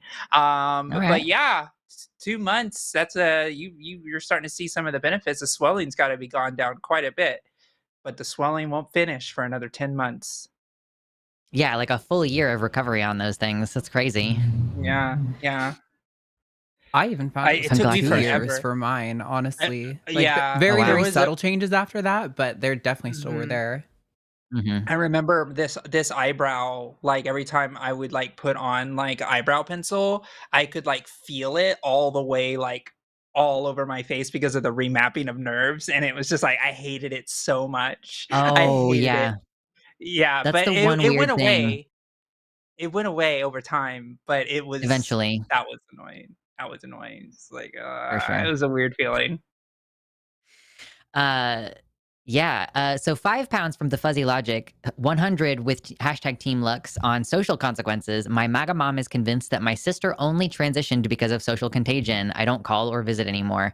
Yeah. And it's that thing where we're like trying to decide how much should we try to convince someone versus how much do we need to just accept that we don't agree or like start drawing boundaries. Like I do mostly advocate for people to at least try at first and then start drawing the boundaries or at least start using boundaries as threats. Like, look, if we can't start seeing eye to eye on some of these things, then we gotta create some limits here. 999 from Anna Evan. Do you have a good way to explain non-binary identities to someone who understands trans-binary but has difficulty understanding outside the binary? Hashtag Team Josie. Okay, we do have to start going through these a little bit quicker now because we're getting close to 5. But yeah, TLDR, non-binary people are uncomfortable with our assigned gender. And then a lot of the times we try to explore the quote opposite gender, and we find that that also feels bad, maybe in a different way, but still feels bad. So somewhere in the middle. Yeah. Lex, this is you. Is this me to read? Okay, 5. Yeah. From Dysgraphic Programmer. Thank you. Says the only election tampering I believe happened is the perfectly legal gerrymandering, voter suppression, and propaganda that's been happening forever. Yes, and yes, that's all I'll say. And we'll leave it at that. $5 from Darkly Yours. To extend time, line forgive me, for I have trolled Forest. I will be 40 Monday, and I have no plans or funds. What would you do for 40, your 40th? Hashtag Team Josie. I don't know the reference on this one. Do you know the reference Yeah, I on have this no one? idea. Nope. What's I don't the watch lore? shows with Forrest in them. I don't know if there's any lore on this one. Oh, okay. Just asking what to do for your 40th birthday. I still have 9 years from that, so. You know what? I will accept that I only have like 5 months from that. I'm 5 months. I'm not even thinking about my 40. All right. I think this is you, or is this me? Canadian 10 units from Ayla Ursus says, I'm glad for the convo on neopronouns. You answered a lot of questions I had about them. Hashtag Team Lux. That's why we keep taking those conversations. That's right. $10 from Joshua Everett. I've seen several cases of cis women being beaten or mishandled by cis men for not looking feminine enough. I used a women's restroom last year. Do you know any tracking on this? It's bad everywhere. Like there was just recently at a Buffalo Wild Wings, a cis in Minnesota, again, in Minnesota, a state that's supposed to be safe for us. Yeah. Everywhere you go. It was forced to show her breast because a person was like accusing her. So it's getting bad. That's all I can say. 50 SEK from L says, thoughts on doing a call-in show with a specific theme for trans people where we tell and talk about our stories as an effort to humanize us. Hashtag Team Lux. Arden and I have had this conversation about like, should we be prioritizing our personal stories more? And it is quite difficult because people will take that information and throw it right back in our faces. It requires a level of vulnerability that is not required when we're just talking about biological facts and esoteric concepts like other people participating in sports. So it's an interesting concept, but we don't know if we're willing to go there. Yeah. $5 from June Bramley. So if we have too many super chats and time runs over, it's bad too, right? Well, I guess this is the potential consequence of asking for more super chats. Yeah. True.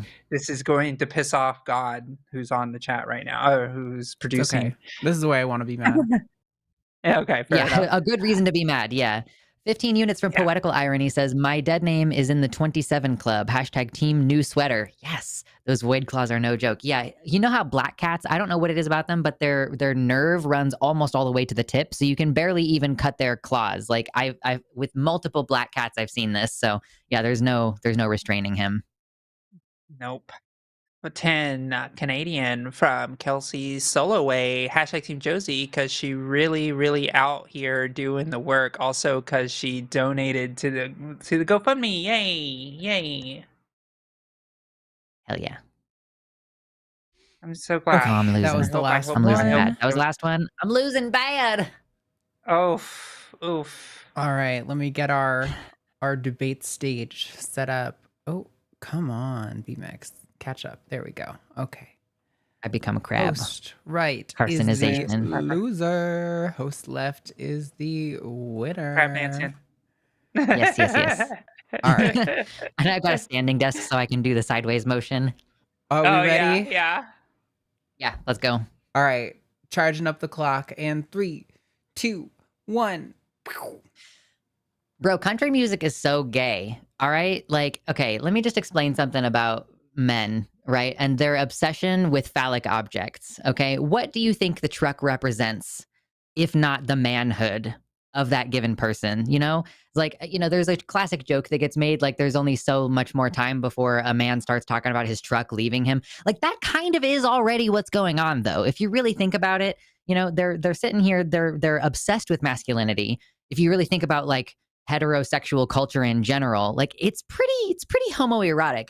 Men don't care about women in all of the like romance ways. They're really more about like, I want men to respect me. I admire men. I look at men and I go, those people are great. And like, this is what country music is. Country music is like, at least for the men part. I'm not speaking to the women part. The women's country music is aggressively heterosexual because they're talking about how much they're going to stab a man. Completely respect it. But no, for the men part of country music, yeah, they're talking about put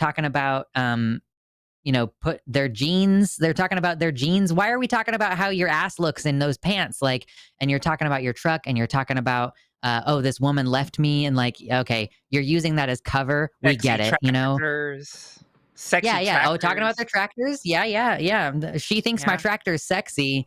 Revealing again a tool of masculine domination over the earth, right? Where our fascination with the phallus and the power that it has over things.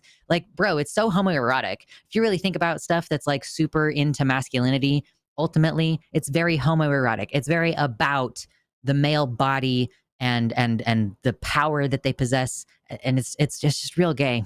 And they're all bottoms too. So there's that. All of them. And I just want to also add too, it's always about women leaving them. Come on, we know why they're leaving. We do. It's true. like they're all sad. They're in the bar where there's other men. Like, okay, come on. Like, it's like laying it on a little. We have a couple minutes. I really want to just, for the sake of funsies, y'all need to go look at, if you haven't looked at Bo Burnham's song. You could just type in Bo Burnham country song. Dude, in retrospect, one of the lines is like, hunting deer, chasing trout, a Bud Light with the logo facing out. And that shit is so much more funny now. Like, it already was funny with the corporatism, but it's even more funny now because they hate Bud Light because of their whole like having a trans woman on. Yeah. So classic stuff. That one time a trans woman graced it. But the second they talk about good genes, like, it's like, oh, that's fine. That's fine. It's all good. But the second a trans woman just graces a can for a marketing scheme for Instagram, that everybody just loses their fucking minds. Everybody loses their minds. Yeah, absolutely. Yeah. Well, there's also a great song from The Whitest Kids You Know. We have 2 more minutes to keep. Okay, fair enough. So there's another song from The Whitest Kids You Know, which is a group that's not together anymore because their main guy died. But I know. It's basically a country song about how gay country music. Like, I'm totally gay for America, like totally gay for the US of A. It's fucking great, and I highly recommend you check both of them out. There's a reason why Brokeback Mountain was such a success. I mean, it was just the reality on the screen. Like, they loved it. The suppression, it was real. They were like, oh, this speaks to me so much. Yep. Yes. Oh my God. Country music. I wish that I could like more country music. It's just so ridiculous and homogenized. Oh man. Also, here's another recommendation. Go to YouTube and look for country music mashup. And it's a song that is 6 different country songs that have been put together in a way that, it's my favorite country song. And I'm not joking about that. Each one of those songs that you listen to, you're like, I don't even remember. Did we already listen to that one on the list of songs? Like, oh, we did already listen to that one. That was so forgettable. But then you put them all together and it's gorgeous. So highly recommend that. It's from Sir Mash-a-Lot. Yeah, Sir Mash-a-Lot country music mashup. And it starts off really intense. It's like, these 6 songs were separated at birth. Now they're back together. So it starts off a little bit dramatic and silly, but worth it. Sit through it. You'll love it. Okay, I will do it. Even though it's like the Texas trauma will all hit me all at once. It's fine. I'll do it for you. Mhm. I'll do it for you, Lux. Yes. All right. Well, we got to do a title screen so we can do the switch off. Right? Stick Yes, around, join the everybody. Patreon. The YouTube is Yes, amazing. stick It's gonna automatically dump you guys into Cuz I Wanna over on Jimmy's channel. It'll give you a little pop-up at the top of the chat, and it'll be like, do you guys want to go over? You just click that thing, or wait, and it'll do it Yeah. automatically. Go Support watch us on Jimmy, and then- Patreon. So you can get stuff. Yeah, support us on Patreon so that you can go to the convention this weekend. Secret convention, $15. Go. Call the line. Do it. Cool. Get a Zerba shirt. It'll be great. Bye.